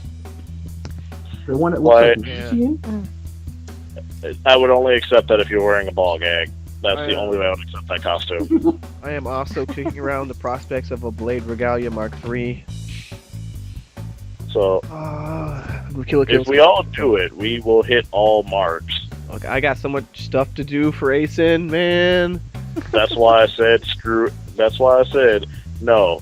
I'm doing street costumes for ASIN, and then after that, I will go ham. Okay. All right. So, I think we talked quite a bit about duct tape and some of his good things and bad things that I think I see into the mind's eye of what is Brad the duct tape and his understanding. And I am almost out of nachos. Oh no! I'm gonna get more Cadbury eggs.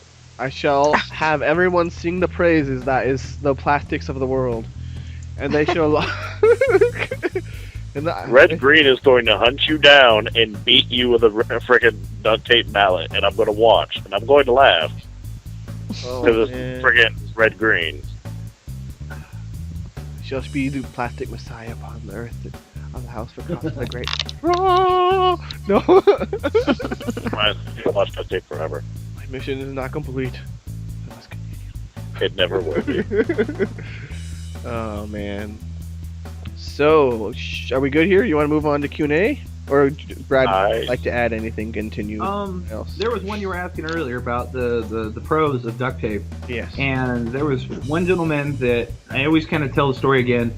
He was one of the judges for Archon staff, and Archon staff, what I've heard from a lot, is they're a lot more strict because they've been one of the sci-fi conventions that, I mean, crap, they're pushing their 35th year this year.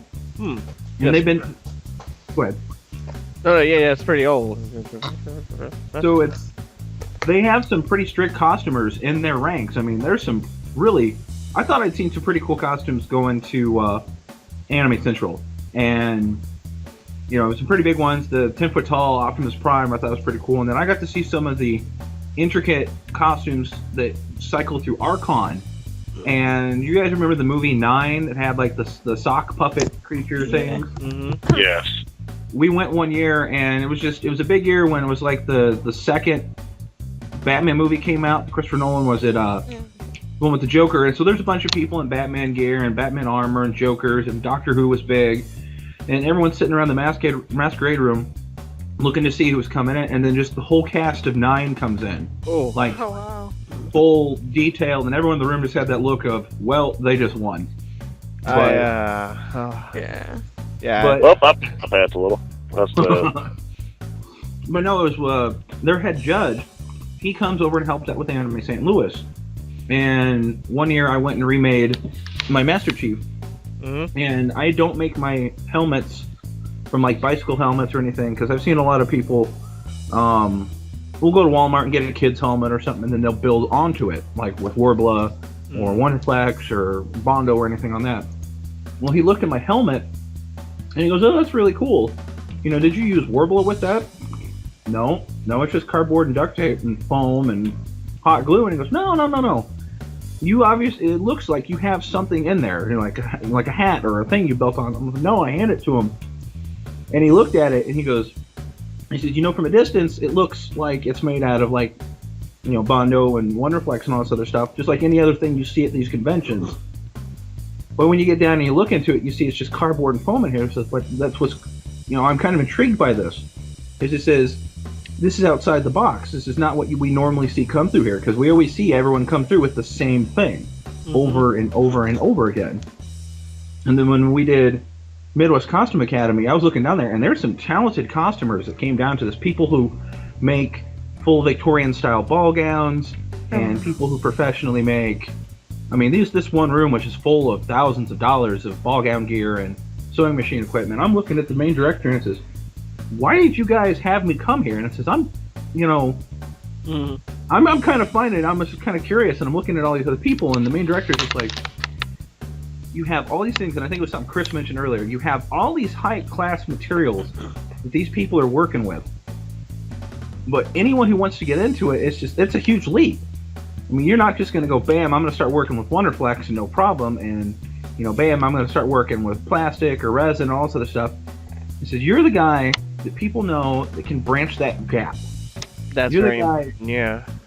And it's just, you go in, and, you know, for the people who can't quite afford to invest that $500 to $1,000 to, you know, $2,000, I have a couple of friends that do mascot costumes, and I was asking, I says, what do these run you? And one of them's a zombie werewolf. And I says, well, how much does that run you? She's like, oh, it was only $900. And I'm just kind of like, what? She goes, yeah, no, it originally was $1,400, but I got it on sale. Oh, wow. And one of them is building Mewtwo for ASIN. And she's doing it with the armor from, second Pokemon movie? Mm-hmm. No. She's like, I thought it was first. Pokemon the first? Okay. Yeah. She's importing fabric from Israel for this thing. And I'm just... Oh, I did hear about this, yeah. No, sorry. I'm just like, that's too much money, so... I heard that, I'm like, I think she made a post about it, and I'm like, why are you... is it necessary? Really? From Israel? The only person who's gonna... That seems like something that you would say just to say to a judge. You know what I mean? Yeah. Well, she has excellent talent. She is skilled as a seamstress, her confidence level is not exactly what you would call best. She's very self-doubting, but she's also one of those ones that's like, here's my mark, it's 10 feet away. I'm going to overshoot it by 50. Oh, wow. And it's just kind of like, she's like, yeah, let's build Mewtwo's together. No. Last time we tried building stuff at the same time, you about had a nervous wreck. So, you go build it off on your own time schedule, and I'll build mine when I'm comfortable and not having you pulling your hair out. So. Yeah, I've maybe been on one or two ends of that particular one. I'm crazy. Don't worry about me, people. Don't take my opinion as good. But yeah, I don't really expect people to jump onto the craziness bandwagon right away. There is some work to be done. Oh yeah. Yeah. I've seen people do it. I've seen people just out of the gate go completely nuts, but those are very rare. And it takes a lot of dedication and work to do that. I mean, more reasonable jumps are available. I don't know how to phrase that well. He doesn't. Set reasonable goals. Yeah, and it's pretty much a good way to put it. Everyone gets super excited, but even I'm like, there's no way I'm paying for this. I wish I had the money, but no. Which is why I limit myself sometimes. Oh well. And I'm really, really, really frugal. Really frugal. But not with Cadbury eggs. Oh, heck no. No, they're like $1 a piece, plus I get discounts. So they go down from $1 to 50 cents a pop. Oh, I'm gonna rock them. He's gonna we're just gonna find him one day, like, hey Jax, we gotta do some stuff today, and he's gonna be gurgling in a pile of cream and chocolate. Oh, it's not a visual image I want. The caramel ones. I hate the normal ones. Yeah, that's...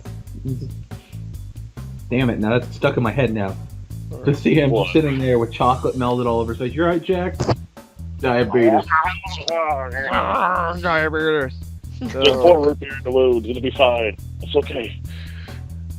Alright. So I guess some question comes in from some person out in the ether.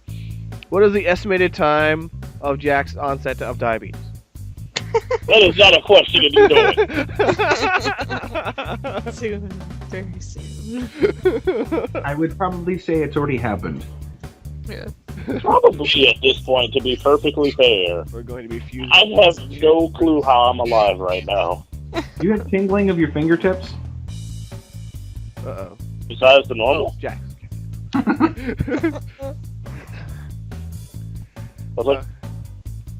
Seriously, you have a question, Jax, at all? Oh, yeah, actually I do. I thought you had one. Oh, no, I do have one. Let me see. But we can just do 2 questions this week, because we were almost like at 2 hours anyway, so that's longer than we... Yeah. Well, that's longer than we anticipated, but that's an hour cheaper than what we usually do. 2 hours cheaper than killing random people. No, you shush. Okay.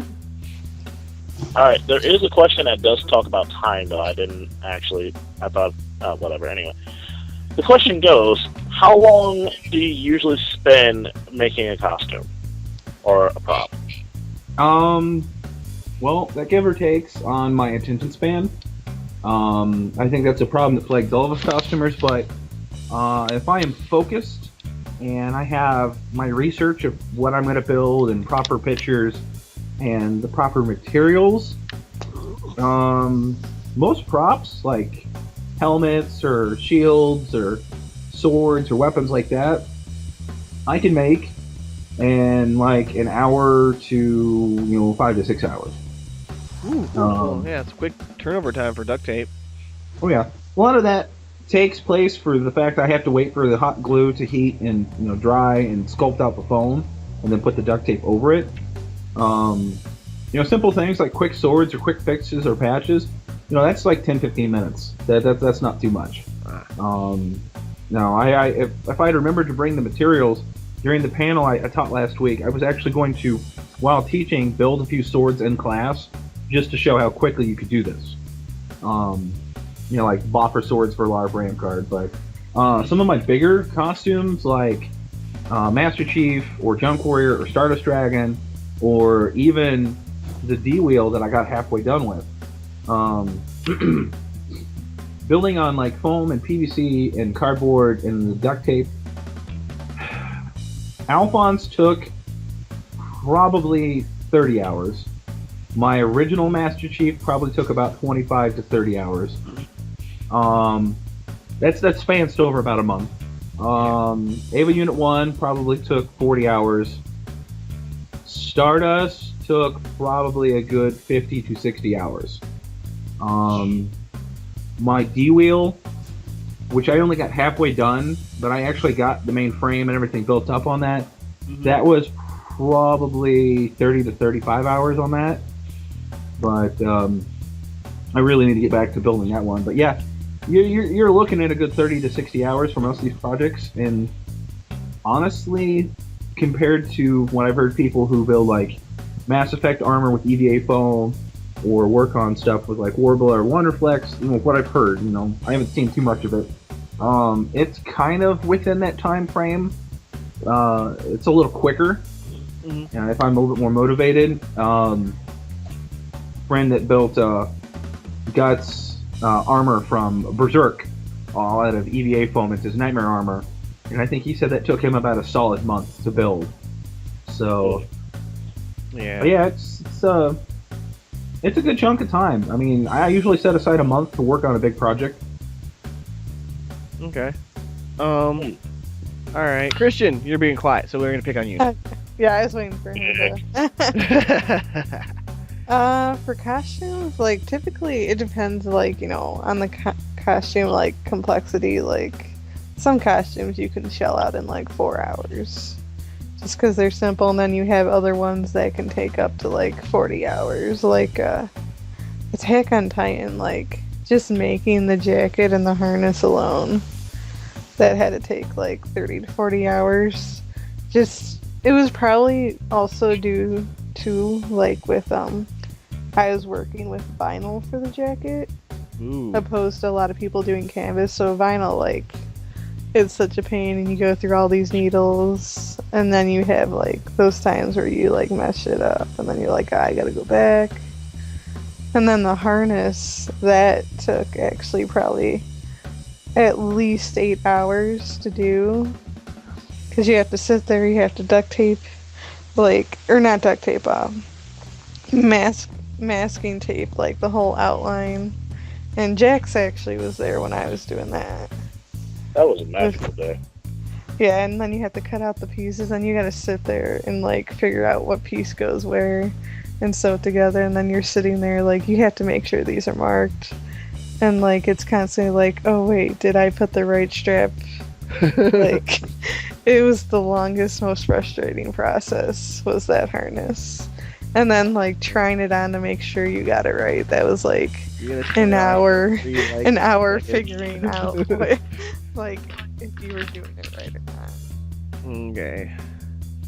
And that is why I have never gone to actually cosplay from Attack on Titan. Oh man. Yeah, that's why I'm not cosplaying from it ever again. Well, I have a because I make stuff for people constantly, I have a pretty easy metric on this. Like a small prop, like say a typical kind of sword or hand prop that you carry around is a week for me, just because I take my time on them, and sometimes materials take longer to cure and so on and so forth. The bigger, crazier hand props, like the 2 weeks, usually, because they're just more difficult to get all the pieces out. And light armor, that's to say not fitted armor, those are the things that float. Like say there's like a shoulder piece here and like a leg armor, it's not all jointed together, if that makes sense. That's 3 weeks, 4 weeks for like jointed armor, like we're talking full knight armor. Maybe 5 weeks. Yeah, it might be my 5 weeks. God damn. 4 or 5 weeks for fully kind of jointed together armor that pretty much covers your entire body. Because yeah, I make stuff for people. But if I'm making it for myself, it's pretty much in the past, for like the past 4 years, the cosplays have been designed to be thrown away almost immediately. So I have a habit of running into a masquerade in a costume that is only 4 to 7 days of work. Yep. One of the things was, like when you run into regular competitors, they'll ask you. They would joke with me, "Oh, how long did this one take?" Yeah. So I'm trying to work out of that, and I'm working on things for long term, so that I have nice things instead of not costumes at all. I'm doing my Megazord hopefully will be nice and last me a long time, and hopefully my glass armor will last me a long time. And I have the Goomba. I still have the Goomba. Yay! Even though that one did take me 4 days or a week or something. Yeah. And if you get rid of it, Sonic is going to kill you. She's gonna kill me because she does not appreciate me just throwing away cosplays.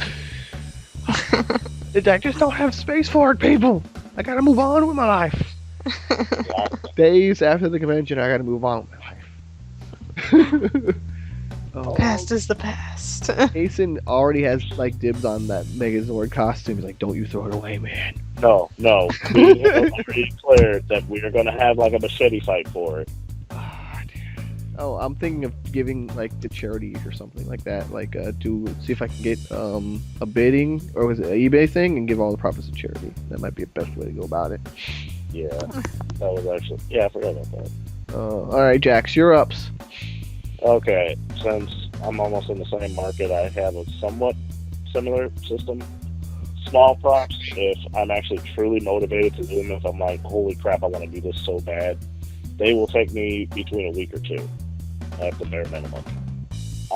If I have no drive to do them whatsoever for myself, then let's say it'll take me like a month to 3 months to finish. Because for the longest time I didn't want to do Garter Belt, and then I just kind of caved and finally did it, and then it came out pretty okay. Then a friend of mine helped me update it, and then that took her exactly 1 day and made me feel salty. But, people with superior sewing skills making Jax feel salty. and she put pockets in it. That's what made it worse. Pocket! But no. For really in-depth pieces or props or anything like that, it may take me like half a month because I As have opposed to 2 weeks, like you said before. Ha ha ha ha ha ha. No, something like really hardcore in-depth, like Air Treks or something like that. If it's something I really feel about and I want to take the time for it and I'm going to go for it, it might take me like half a month. Oh, well. Because it's more of I want it to be right. So I'll actually sit down and focus all of my attention on that one specific little detail just to make sure it's right. Oh man. Okay, And so I've actually junked some of my own props just to do that. he is building the skill of a god. No, just someone. He's building it. OCD. He's building it. He's building the OCD powers. Okay, so I got a question about guns. I put up a video last Monday about realistic guns. All right. So I guess I'm going to change it so you all can answer it.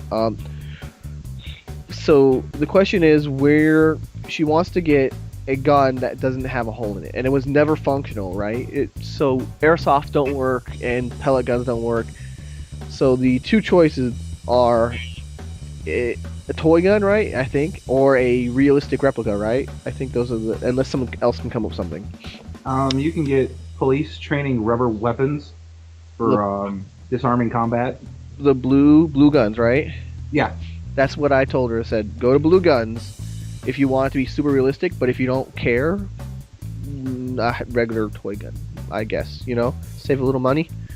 Although blue guns are really cheap, right? I think our pistols are like $35, which is, you can't beat it, right? Yeah. I put up the video because people go to commissioners and they say, "Hey, can you make me this gun?" When they are everywhere. United States is really good about making guns, fake or otherwise. We're kind of cool about that. That's kind of our thing. Americans like guns. The minute they make a rubber AA-12, I'm going to go broke. So, would anyone have a different opinion? Like, if you wanted realistic, I go with blue guns. But if you want just something to have on you, toy gun, because it gets you in less trouble. You know what I mean? Yeah. Yeah. Unless you wanted to like mold out your own gun. You really wanted to? I mean, I would never suggest spray painting a blue gun a different color. Never. No, that's a bad idea. That is such a bad idea. Good example of I do a lot of Resident Evil cosplay, and a gentleman we came across at Youmacon who was dressed as Barry Burton. He was talking to us back and forth, and we got into a conversation about weapons props and everything, and he had mentioned that all his weapons were 3D printed with resin. Ooh. Oh, nice. And he had an extra one that he had bought to make the pattern off of, and it was the H&K VP70, which, you know, Leon has in Resident Evil 2. Mm-hmm. And to buy an actual, like, the cheapest version of that you can get, any prop weapon-wise, is, since it's an older weapon from the 70s, they don't really make it too much in the replica stuff, but you can get an airsoft version of that for like $120. Yeah. Well, he bought one for like $60 from an Etsy shop, and then he went and made a copy of it, and I think he sold it to me for like $40. That's a good But this thing's turnover. really cool because it's solid. There's no barrel on it. It looks exactly like it, and it is solid resin. Is it hollow or is it solid plastic? It's solid. Oh, very nice. I like the heft, like when you hold a gun. It's when you're holding around a thing that's like light as a feather. It doesn't move the same. Yeah. Right. You need the clunk You don't behind it. you don't pull it out of the holster the same. You don't point it and you don't. Never mind. Yeah. You don't have that weight on You're- your arm. Yeah, your arms don't tense up the right way. Right. Yeah, and it's just like example-wise for my Chris Redfield cosplay, I used to have a really cheap toy gun from Dollar General. It's a Beretta that you pull the trigger and it cocks back and it makes sound, and it's their main pistol. It's their Beretta 92 FS. It's the Star's Samurai Edge. To get an actual replica of that thing was like $200. But you know, you can go and paint one up for $5-10. It's toy. There's no barrel on it. It passes any convention rules. Well, you know, any cosplayer wants. Huh? Yeah, conventions. Well, yeah. But I was all the cosplayers always want to have something nicer to pose with. You always want to have that really, really nice prop that you only pull out for special occasions to pose with pictures. And I found one for like $90 and got it, and it was on sale, and all of it, the feel, the weight, and as you said, you hold it differently. It's got that better heft to it, and it's just it makes you appreciate your cosplay that much more instead of kind of holding something foamy and flimsy and kind of whirling around and you're afraid you're going to break it. And I think this is my opinion, for people who have cosplays like Resident Evil where it's primarily just like a regular, maybe modded a little bit everyday suit or costume, clothes, the gun kind of it makes the whole costume, Yeah. even if it is just regular costume, you go from, hey, a dude in like a sweater to, oh, this person from the show, Right. Yeah, there's that's always the kicker though, is a lot of times with Resident Evil cosplays is that you get the people, and it's I understand not everyone can get the right things, but it's just always kind of my gun prop beef is you get the people that, oh, here, I'm gonna do this costume, and they're like, okay, cool, what do you have, the weapon? No, I just got an orange Nerf gun, and you're just kind of like, oh, Yeah. you disappointed little bits. Oh, but okay, so here's my retooled question to all of you, so we can all participate in this, is personally, which is your preferred weapon type to bring, whether it be toy or replica or airsoft or what? Like, you could choose any of them and they're relatively similar. Which one do you bring for whatever reason? Well, for me, it's a little tricky since I can't bring replicas of my weapon of choice, since most of mine are specifically swords. Okay. So You don't have a lot of cosplays Well, you with can have guns. wooden replicas. true, but I mean, okay, let's go for my flavor of choice right now. Okay. Claymore. I wouldn't be able to like tote around a con a claymore because two things. If I were to go all out, I would actually buy a legitimate full metal claymore, and that breaks every con rule up and down the continents, I think. But since as for guns, I would prefer for cons I would prefer to have like a toy replica, and then for photo shoots I would prefer to have a die cast replica. For knives, a tactical rubber replica works perfectly fine. You can do a lot of stuff to the rubber that actually make it shine to the point where it actually still looks like a blade. There are some techniques that you can do to wood and MDF that will give you that effect.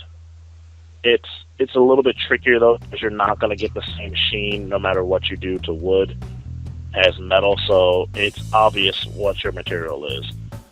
But it does still do the trick. Oh wow. Okay. That's fair enough, right? Yeah. I would.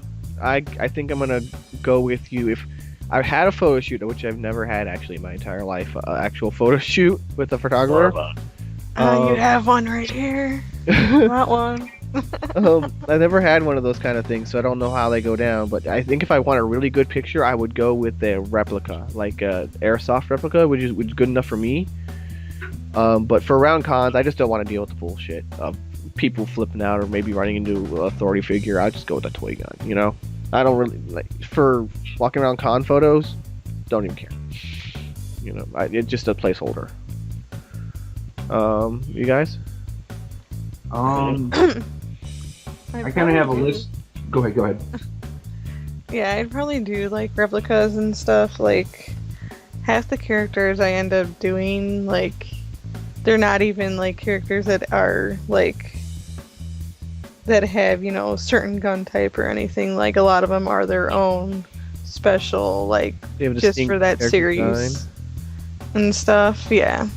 So I would want to have like the most realistic to that design and stuff, just because I think it looks nicer, like with the cosplay, and like especially if you have a nicer cosplay, like having like a shitty prop next to it or toy prop just makes it like I feel like it dulls it down a lot and stuff. Like it obviously though, like if it is like a realistic gun and you're walking around the con, I'd go for the toy, but otherwise I would try to go for a realistic, like if you know, get away with it, you would always want the replica over the toy. Yeah, definitely. I actually have to agree to that for several reasons, because again, you don't want to invoke security in any form, so I'd rather not take the chance. What do you about you, Brad? It's kind of become a habit over the years of testing the bounds of security. I mean, don't get me wrong, I follow the rules and everything, but I always make sure that I'm prepped for the conventions that are very anti-airsoft, so I always come with all my props as toy weapons, and then the ones that I can't actually go to with airsoft, I'll rock out with the higher class replicas.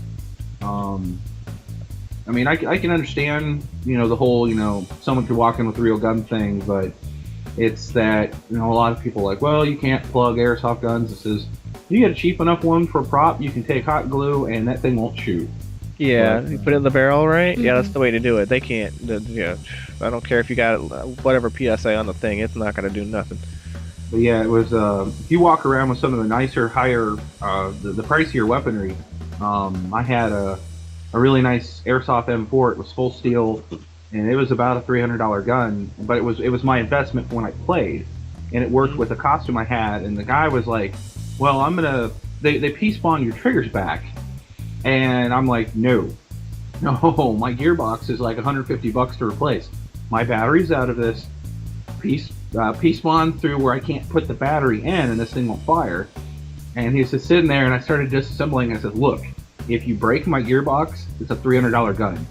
And it's that, if you're gonna rock around with a more expensive prop, it's just it's more your baby, it's more your feel. But if you're lucky enough to find a replica one, like a toy one that looks like, and the more often now you can, because most stores like Walmart or Target or Myers are starting to sell toy weapons like toy shotguns and rifles and revolvers that look very real, but are obviously off color to a bit. Yeah. And it works really good because people walk around with Nerf guns, and of course Nerf guns are starting to look like realistic weapons now too. I do enjoy some of the Nerf mods. Like, they're very nice. There's some very creative folks there. Was it the old Nerf sniper rifle? There are some pretty easy tutorials to turn that into a Gears of War Lancer with like a cheap toy chainsaw. Mm-hmm. So, I mean, you could build that thing for, I think $20-$30, and it looks pretty cool. So, it's just whatever works and whatever conventions allow what, you just go with it and whatever you want to do for your costume. Okay, I don't know if, Jax, you want to do another question, but we are past 2 hours. If you're cool, we're good. We're good. Well, I say we can cut it on this one. Woo! We had a fun time. You guys have fun? Oh, yeah. Fun. Yes. It was good. Oh, well. You want to exit or do the outros? Well, I always love doing the outros since apparently you don't. Nope, you can't make me. What you Yes, I can. I can always make you. That's not hard. Come on through the internet at me, boy. Okay, I will. But no, like I always say, guys, please put your comments and questions in the thing. Also, please share it with your friends because we do this for you guys. If you have any topics that you guys want us to talk about, also please comment or PM us in any form or fashion because we're going to keep on doing this one way or another until you guys pay attention. Why? Because I'm bored and I'm probably going to burn out of Cadbury eggs fairly soon. So you might as well. Seriously, I'm getting diabetes for you guys. You better do it. But no. Hope you guys enjoyed. I hope we get Brad back and Christian back for their stuff. Especially Christian, actually, I think she maybe wanted to talk about other things of her specialty. We kind of focused on Brad because kill him in his sleep. I mean, hey, what's going on? I say, Kirsten, you want to come back next week? No, not next week. No. Well, the week after. We'll keep your Oh, we'll go by my schedule. It'll be whenever I have a Friday free. Yes. Well, we'll see. I shall. Next week. I don't even know. I don't even know. Do we have tacos that week? We have tacos every week. No, we don't. They're in the show notes right there. Tacos. There is no chonos around here. There is no chonos around here. I checked. So let me see. The two things we say are keep on crafting and I don't know. Jax, you're no help to me in the least. I told you I'd get you to say it. Okay, and the other one is clip your coupons. Keep on crafting, clip your coupons. I did that When one do you have today. that one? Save all I the didn't money. even hear that one. Save the money. Oh. This stuff is I expensive. like keep on crafting, but I never heard the other one. I saved $60 at Joann's today because of coupons. I saved. What's 76 minus like 340? I'm pretty sure the answer you're looking for is Negative minus 340 because that may have been the deduction from your bill. No, Ah, well, whatever the one was backwards because I saved that much doing coupons, but whatever. I have to explain money to you, Jax. I'll see you Oh. guys. It's the thing I eat. Shut up. You will see you guys next time. Bye. Bye, people. Give me money. I'll eat it. Hey, Casper, before I finish up this video, I want to say thanks for everyone who likes and subscribes. But the people who comment, you guys have a special place in my heart. It really does keep me motivated. I don't know, I do try to talk to you a one-on-one, but maybe someday I'll have enough questions and so on to do like a regular Monday Q&A session like I used to. But For now, I just try and spread the information and love I have for all you cosplayers out there. I don't know if you know someone who needs help, if you see someone who could use a heads up and maybe is new to the cosplay community, maybe hasn't seen some of these kind of informational videos, let them know. It really helps me out. I'm gonna go make more vids, have some fun, make some stuff, do cosplay things. Thanks for watching, guys. Good times to all.